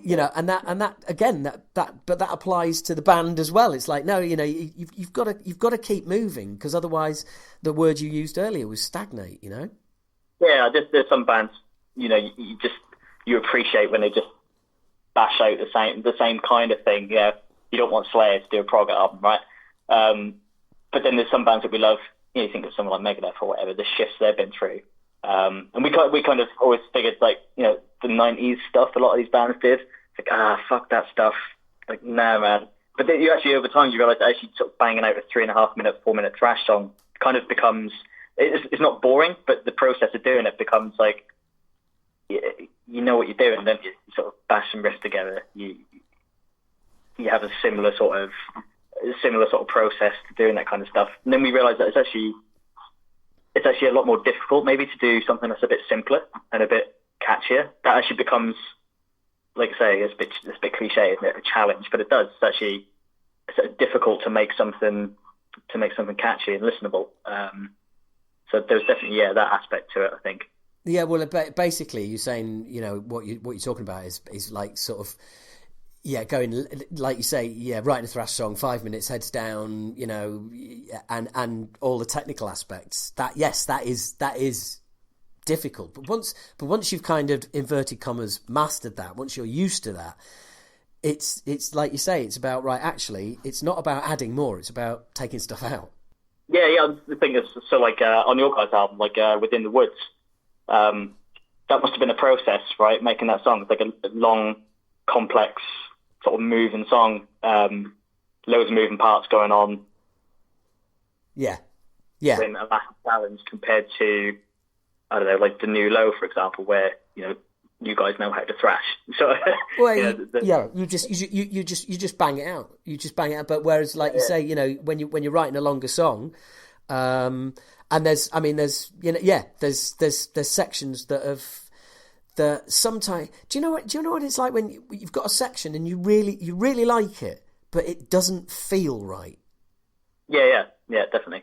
And that, I always think that is the challenge, because it's like, you can look at it sort of analytically and go, no, this is fine, but if it doesn't feel right, then it's not right. Yeah, definitely. Yeah, but there's still a bunch of thrashes on there. We've still got. I think our shortest song on there, like just under 3 minutes, and it's just thrash. And we still really enjoy doing that. Oh yeah. Just kind of mixing it up a little bit, really. Oh yeah, it's don't want to like lead anyone astray. It's still fucking total heads down, having it without a doubt. In fact, what would be really cool would be if I play a song from the new album. After the interview, if that's all right with you. Yeah, man. Awesome. It's It's Salt the Earth. That's the new single, isn't it? Yeah, yeah.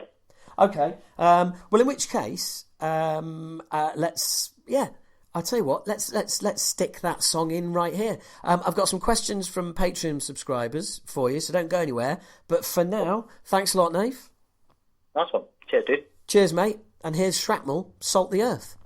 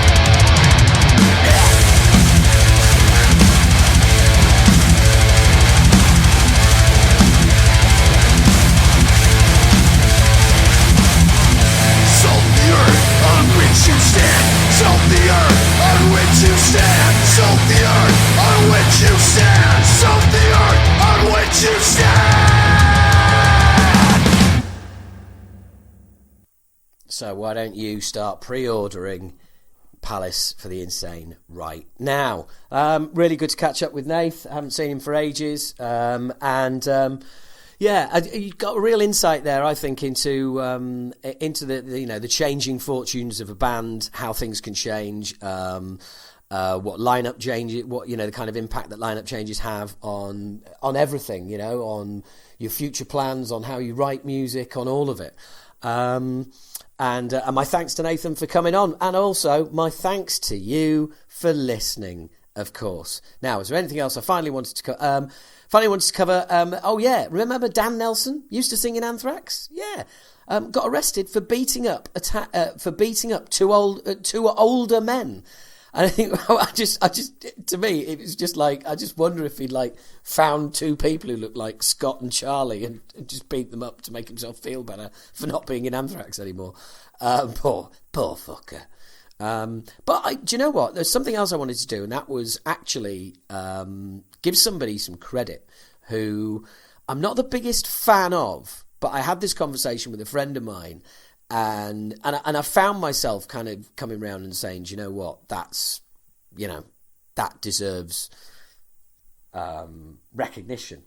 And that recognition was for Devin Townsend, because ultimately Devin, I'm not the biggest fan in the world, as I think you're all aware, but look at the volume of work. Look at the body of work. That is what is the outstanding contribution.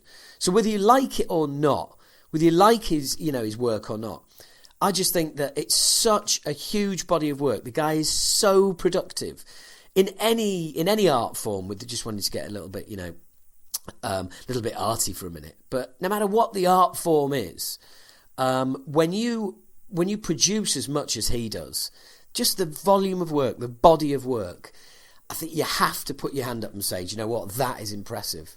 I might not like the guy, might not be my kind of thing, but clearly he is massively talented, and there is at least one album of his that I like. I think he is one of those entertainers where it's it's kind of like, some of it's for you, some of it's not for you, some of it's not for you. But I think there's a Devin album out there for us all. Like there's an individual out there for us all. Or maybe there isn't. So, folks, coming up to nearly 3 hours. It is quite a bulky, nay, huge Bollocast this month. This is the section where I thank you all for coming, thank you all for listening, and thank you all for sharing, because that is what I need you to do. Share, sign up at patreon.com/Howard H. Smith, and just tell everyone. And look, like I say, even if if you don't want to do that, I tell you what. By the way, look, here's an idea. Here is just an idea. Okay, you can sign up for 1 month at Patreon. There is over 200 posts. There's loads of stuff there. So you literally sign up for a month, download everything, and then fuck off. Try it for a month. Have a look. If you don't like it, cancel. That's it. It's cost you what, $6? I think that's certainly less than £5 in real money. But yeah, just pop in, say hello, download what you like, and if you don't think it's any good, fuck off again. See if I care. But seriously, it's there for you. Anyway, look. Please share the podcast, nay, the Bollocast. Thank you very much all for listening, wherever you are, whether you're in your car, whether you're in your bin lorry, whether you are in your canoe, whether you are in your ice house castle on an island because you're an evil genius, whether you are in a tent on a hillside, whether you are in a detached house, semi-detached, flat, starter home, townhouse, what else is there? Whether you're in your igloo, whether you are in your summer house, whether you are in your truck, whether you are asleep right now or you're trying to get to sleep, you find the soothing tones of Talking Bollocks the way that you like to drift off to sleep. I somehow doubt that. You can't wake up! Wherever you are, whatever you're doing, I really, really do appreciate you all. Thank you very much. I genuinely do. And I know I say this every month and I take the piss out of this part of the podcast every month, but, it's got to be done, doesn't it, really? So, without further ado, got some really cool things planned for coming up with. There is going to be another live podcast before the end of the year, and that is going to be with the guys at Different Times Podcast. I will do more information about that as and when. It's going to be in September. I can't tell you exact dates or anything like that because it's not announced yet, because we haven't actually got the booking of the theatre yet, but it will be at the Etc. Theatre where the last live Bollocast was and where my Tales from the Book of Thrash was in London. So if you came to those, it will be back there again. It will be in September, and more information on that as soon as we're able to. As soon as I'm able to give you ticket links and everything on that. So there you go. Ladies and gentlemen, without further ado, that is the end of the Bollocast. Please go off and do whatever you need to do, and I'll catch you here again next month. See ya. Unless, of course, this cold that I've got turns out to be coronavirus, in which case I've really enjoyed this last ever Bollocast, and think of me all. Or think of me. Don't send flowers. Just send donations to any charity you like. It's been great. I shouldn't really joke about coronavirus, should I? I don't know. It doesn't sound like the kind of thing that is particularly funny, really. So here we go. This is the not funny, bad taste end of the podcast. Coming up now. Just about to finish. Any second. It's finishing. So you can switch off now. Nothing after this. Just a lot of silence. In fact, there might not even be a lot of silence. It will just be, it'll just be, well, me finishing the podcast as I am apt to do. Nothing left to do now. Oh, the sun's come out. That's nice, isn't it? Bloody horrible weather at the moment. Yeah.